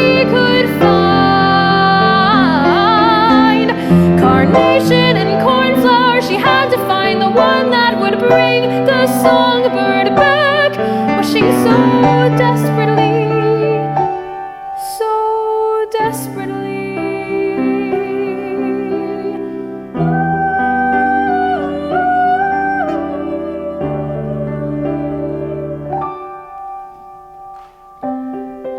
And eventually the windowsill is completely covered in hundreds of dry, dead flowers, spilling over and piling up on the ground below, on the ground below.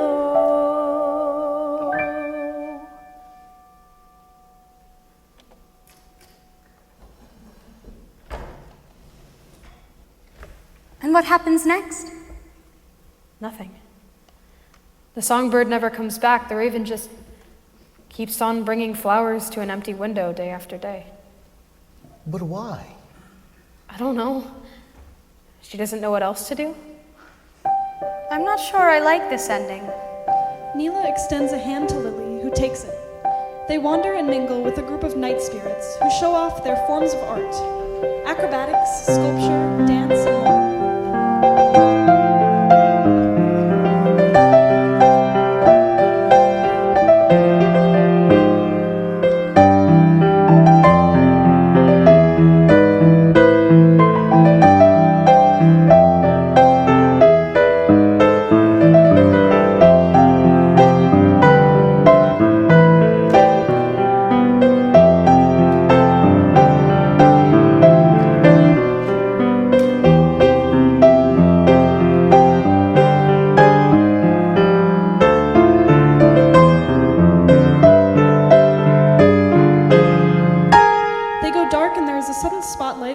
On THEO, speaking directly out, a glimpse into the real world.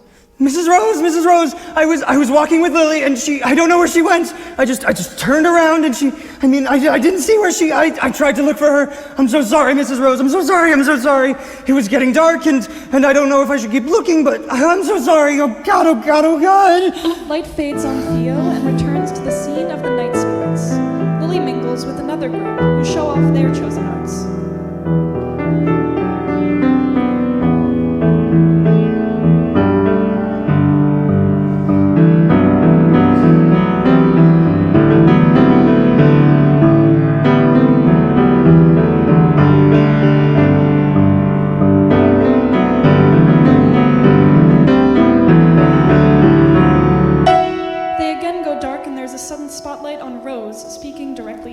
THEO, calm down. Breathe. Where were you? Where were you when you lost sight of her? Okay, thank you for telling me. No, it's okay. Just take a deep breath. It's all right. I'm sure she's okay. I'm sure she'll find her way home. You don't have to worry. You can head home, okay? I'll make sure to let you know when she's home safe, okay? Thank you. Oh God. Light fades on Rose and returns to the scene of the night spirits. Lily is with OACHEK in his garden. He communicates something to her and then exits, leaving Lily alone in the garden.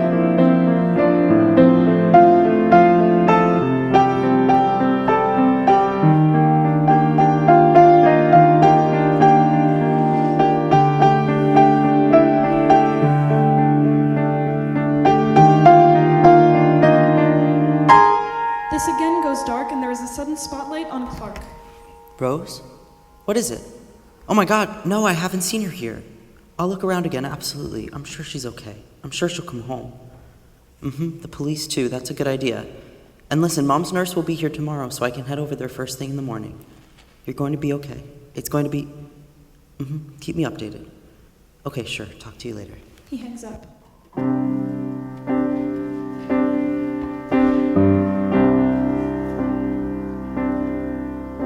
There go the loves that wither, the old loves with wearier wings, and all dead years draw thither, and all disastrous things, dead dreams of days forsaken, blind buds that snows have shaken, wild leaves that winds have taken, red strays of ruin and springs.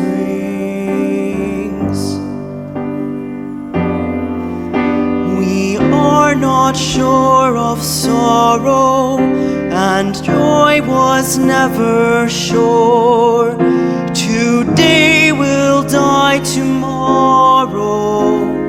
Time stoops to no man's lore.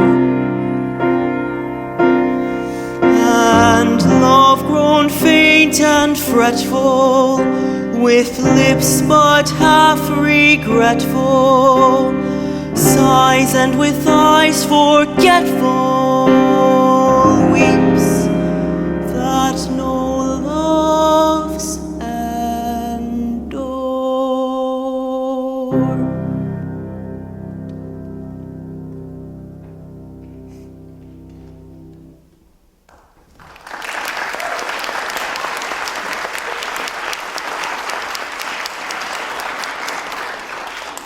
Clark exits and the lights return to focus on the world of the night spirits.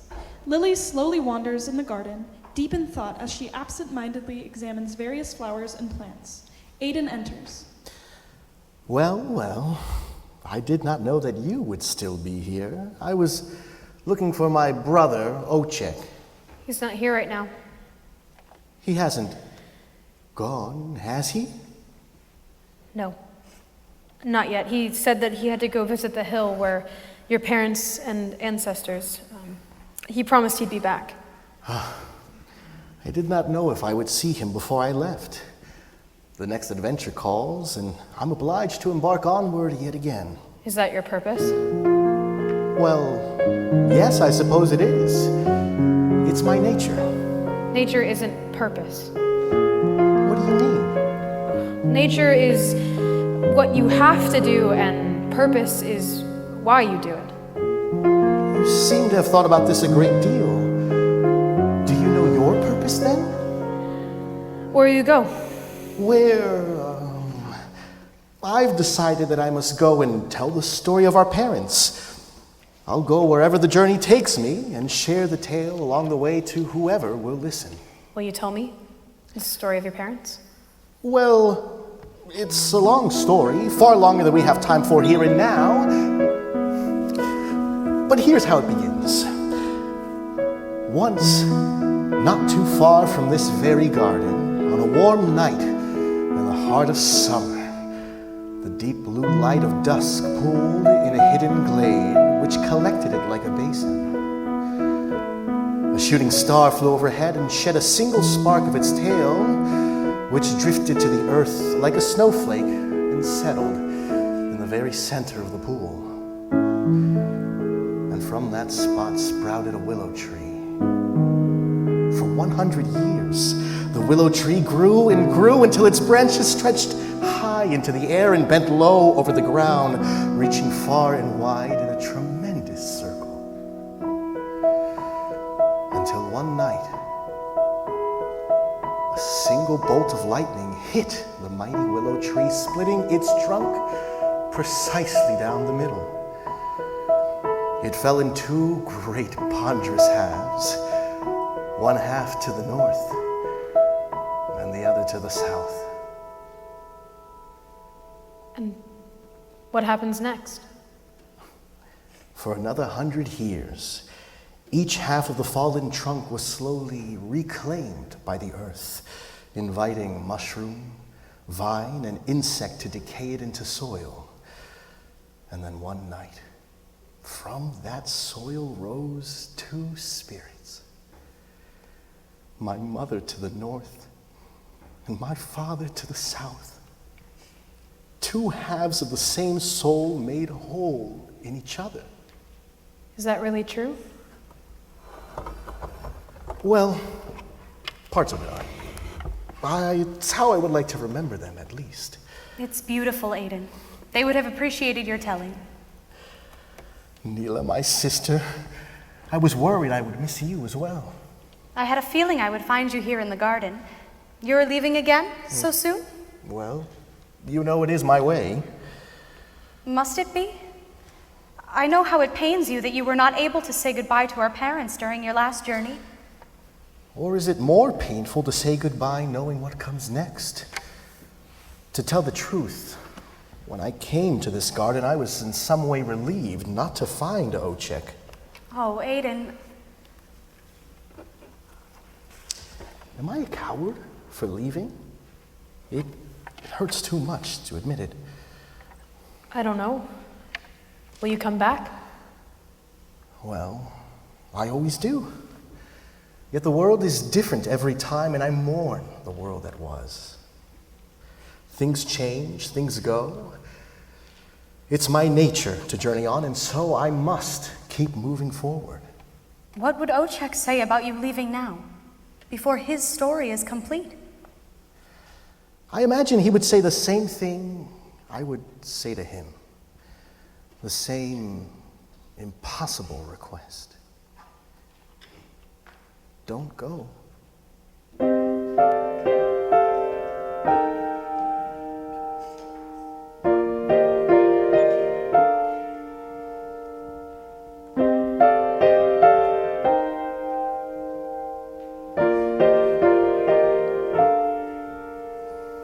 We face the next adventure.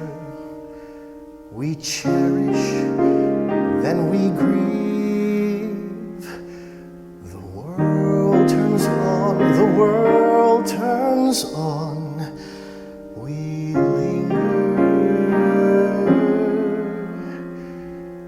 then we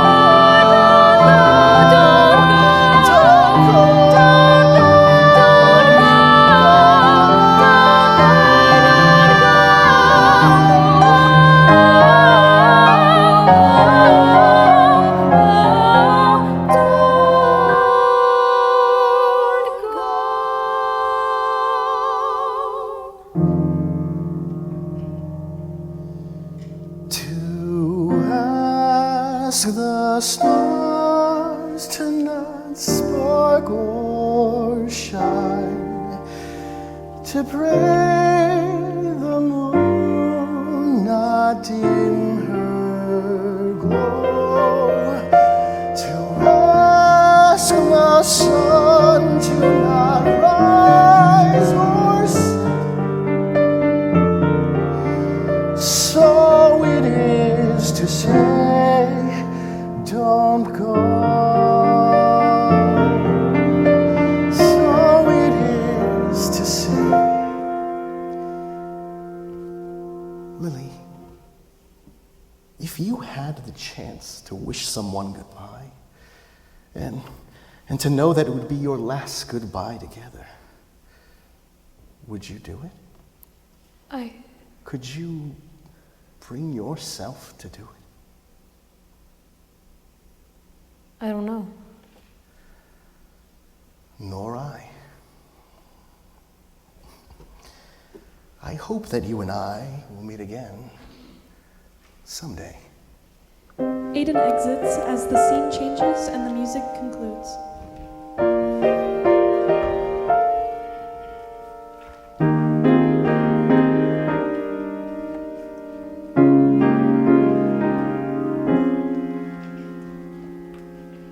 Clark and Marguerite's house. Marguerite is rifling through some of the boxes in her room.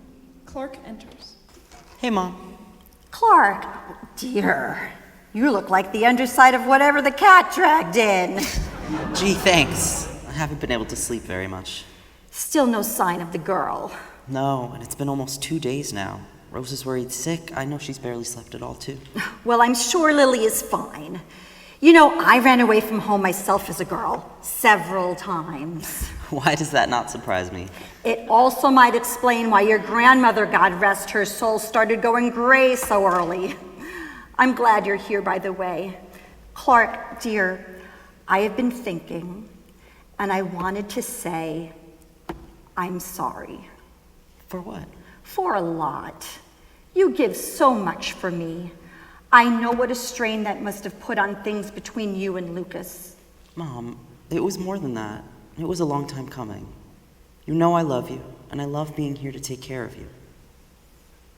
I know. I'm truly blessed. Oh, I wanted to show you this too. I tell you, it was such a joy when those kids were here the other day. I was inspired to track this down. I was going through these boxes of old photos. I knew I had this in there somewhere. She pulls out a photograph. Here. You and your 5th grade teacher, Mrs. Hall, on the last day of school. We all knew you were something special even back then. Look. You hated wearing dresses and insisted on wearing bow ties every single day. Mom. And look, on the back she wrote a note, to the biggest helper I know. She saw that in you, just like I do. And that's why you became a teacher, isn't it? And I know that job can wear you down some days. But you continue to mean so much to so many people. Don't forget that. While I've got the time and strength to swear it, those kids help me remember what a joy it is to share it. And one good turn deserves another. You know I'm proud of being your mother and seeing you grow and give and shape and shine. Whatever fate may find you, you leave such light behind you. And I'll do my best to remind you while I've got the time.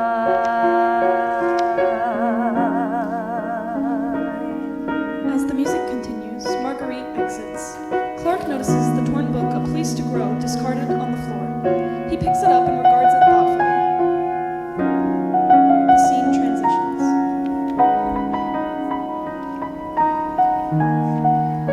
OACHEK's garden. Lily sits alone, thoughtful.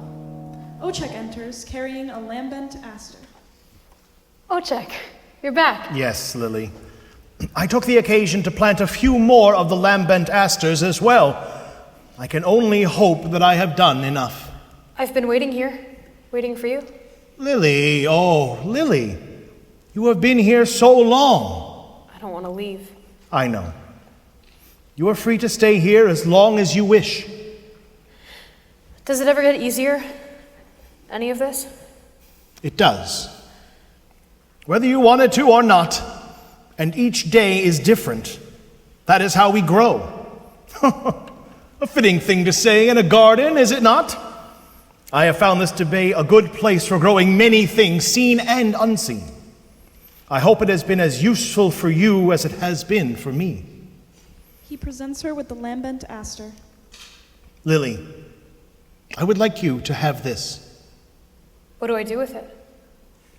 I do not know. I will not know. You will have to find your own place for it to grow. Perhaps you may one day see its light. That is my hope for you, at least. Do you accept this gift?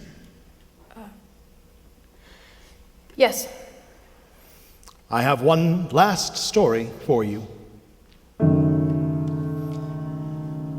You once asked if I knew your father. The answer, Lily, is that I know enough.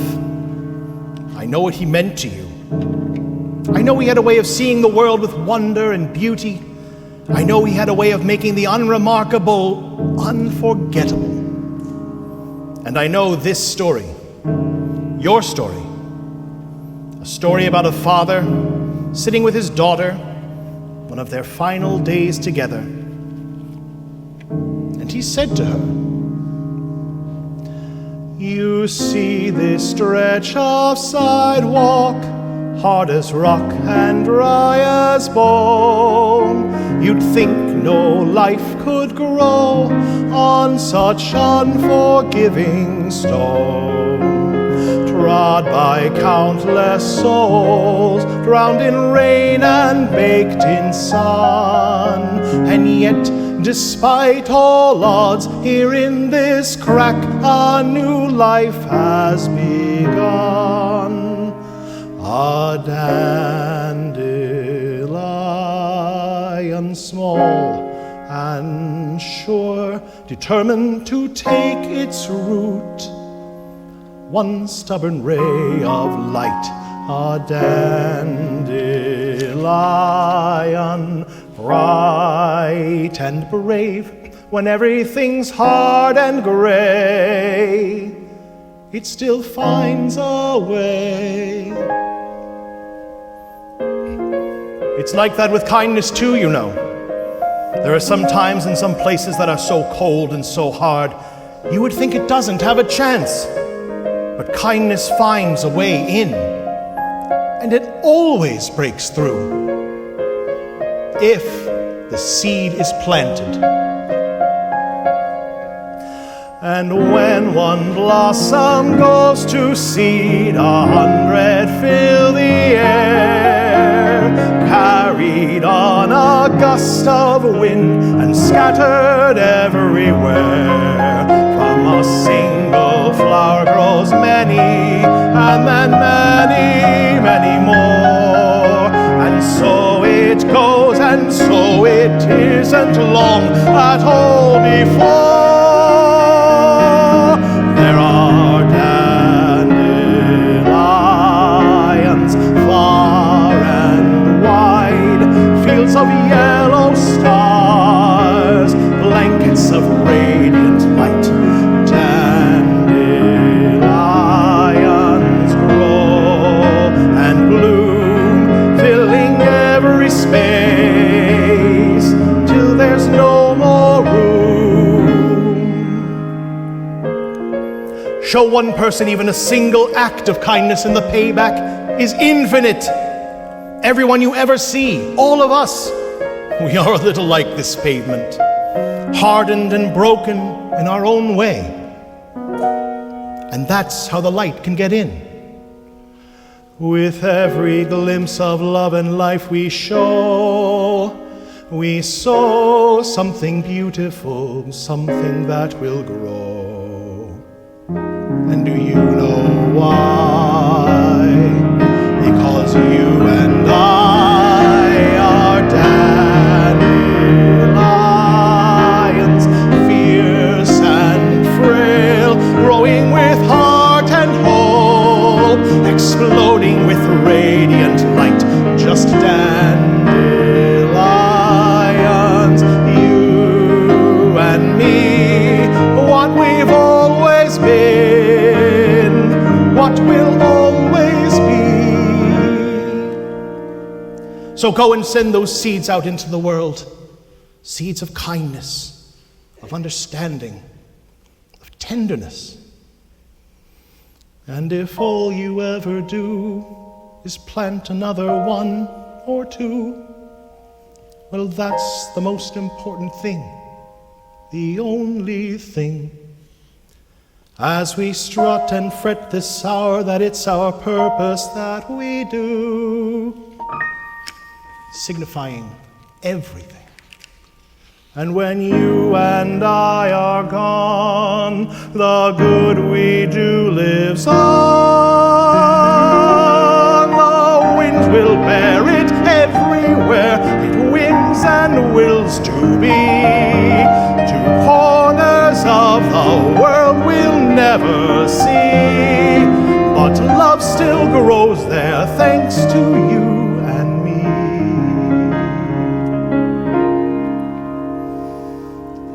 Always remember me. Always know that we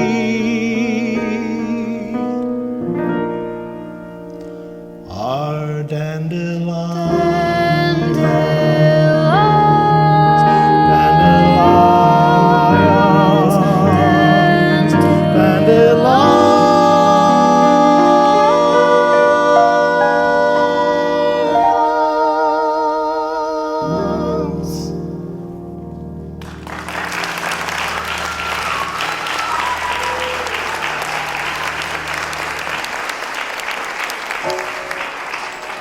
You know this story, Lily. What happens next? I don't want you to go. I know. I'm not ready. No one ever is. Oh, Lily, Lily, Lily, Lily. How beautiful, how painful it is to say goodbye. He turns to leave. Wait. She grabs his arm. Go ahead, Lily. You can say it.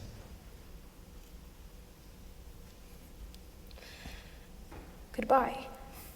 OACHEK gently kisses her forehead and goes to leave. He takes a few steps and then turns back towards her.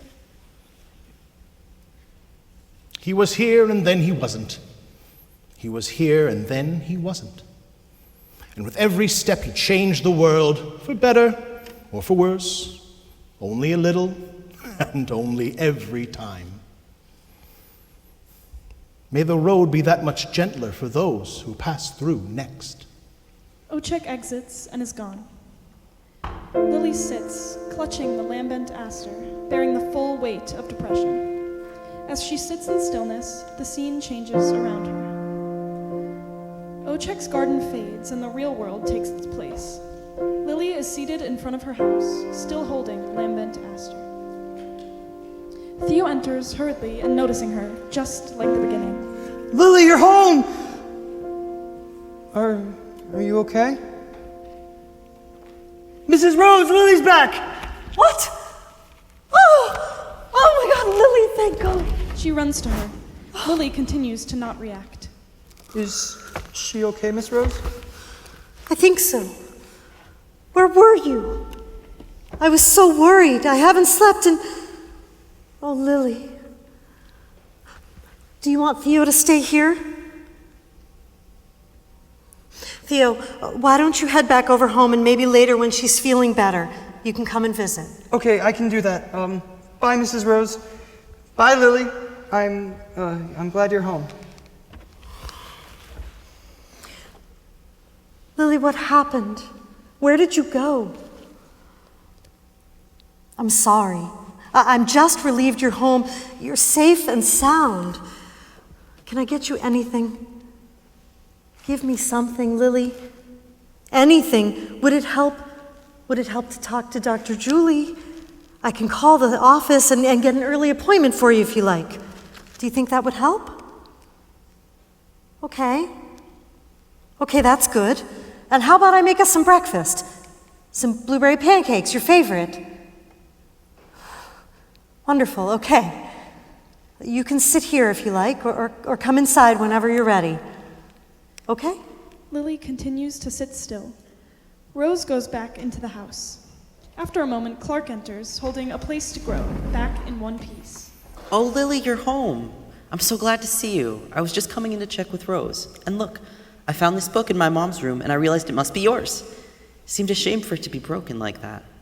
I was able to glue the spine back together. I think I did a pretty decent job of it. I figured you would probably want it back. This snaps Lily out of it. She stands, setting the lambent aster down, and turns to Clark. And since you're here, I also wanted to thank you for the other day.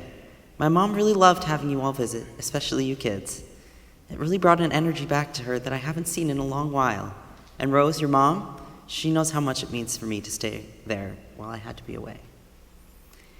And I heard about how my mom was having an episode and how THEO was there to help her, and she's just been so warm and lively since then, and that has made me feel so much lighter. So when I noticed this book, I thought, hey, I can help with this, and... Lily cuts him off with an abrupt hug. Oh, it's the least I can do. Rose emerges and gives him a wave. Clark hands off the book to Lily.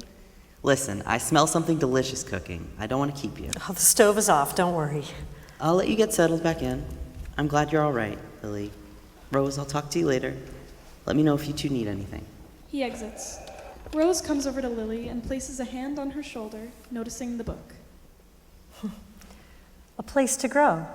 Lily looks up, suddenly realizing something. That has been her wish all along. She sets the book down and picks up the lambent aster, walking down stage center. She looks out into the distance, bringing her fingertips to her chin and then lowering them in an arc, the sign for thank you.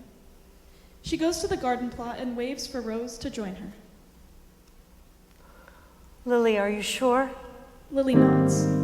The two kneel down and plant the lambent aster in the plot. As they do, they share, for the first time in a long time, a moment of connection. The lambent aster begins to glow. Night spirits slowly enter, one by one, each carrying a lambent aster which also starts